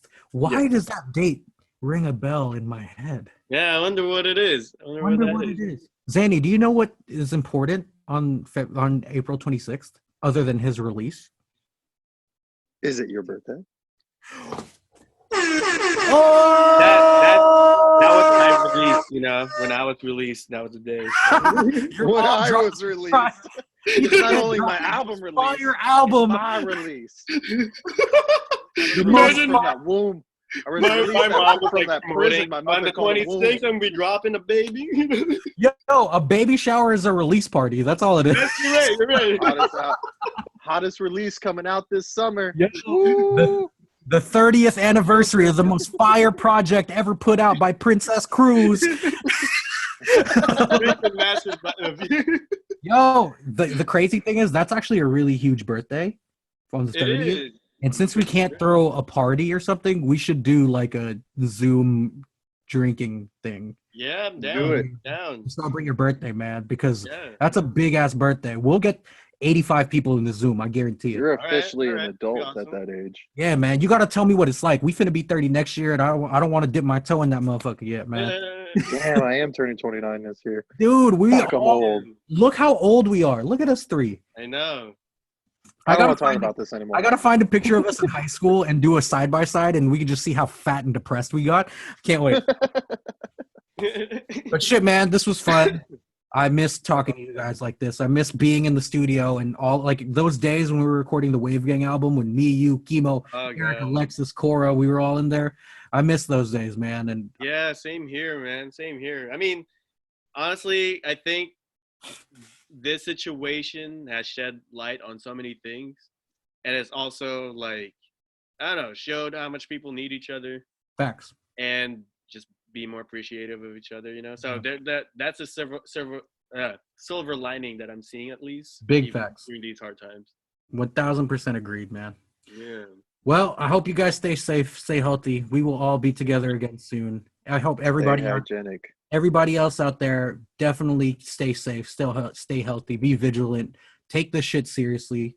Do it not only for the betterment of your life, but do it for everybody else too. Yeah. And also, do it for my life. As difficult as these times are, we all got to look out for each other. Check in on your friends, check in on your family, make sure they're doing okay, anything you could do to create a positive environment right now, you should just do it, because there's so much negativity that's going on right now that it's easy to succumb to that shit.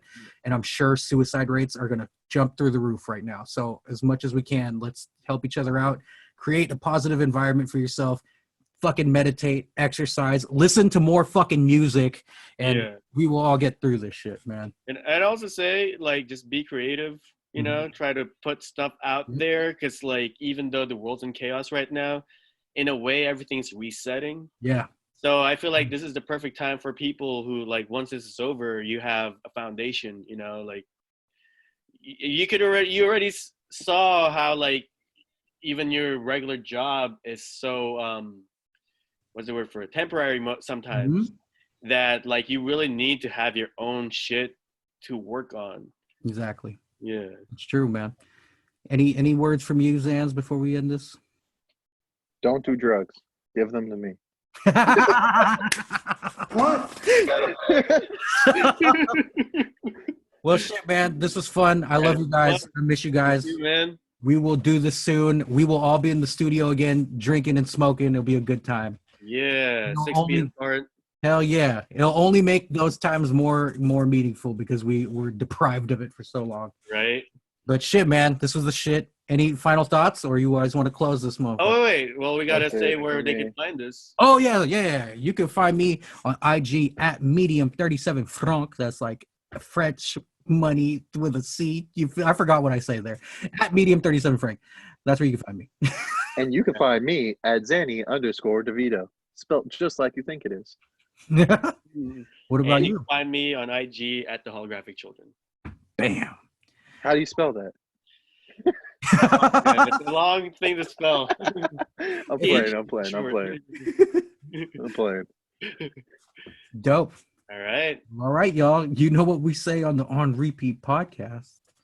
Zip it up and zip it out.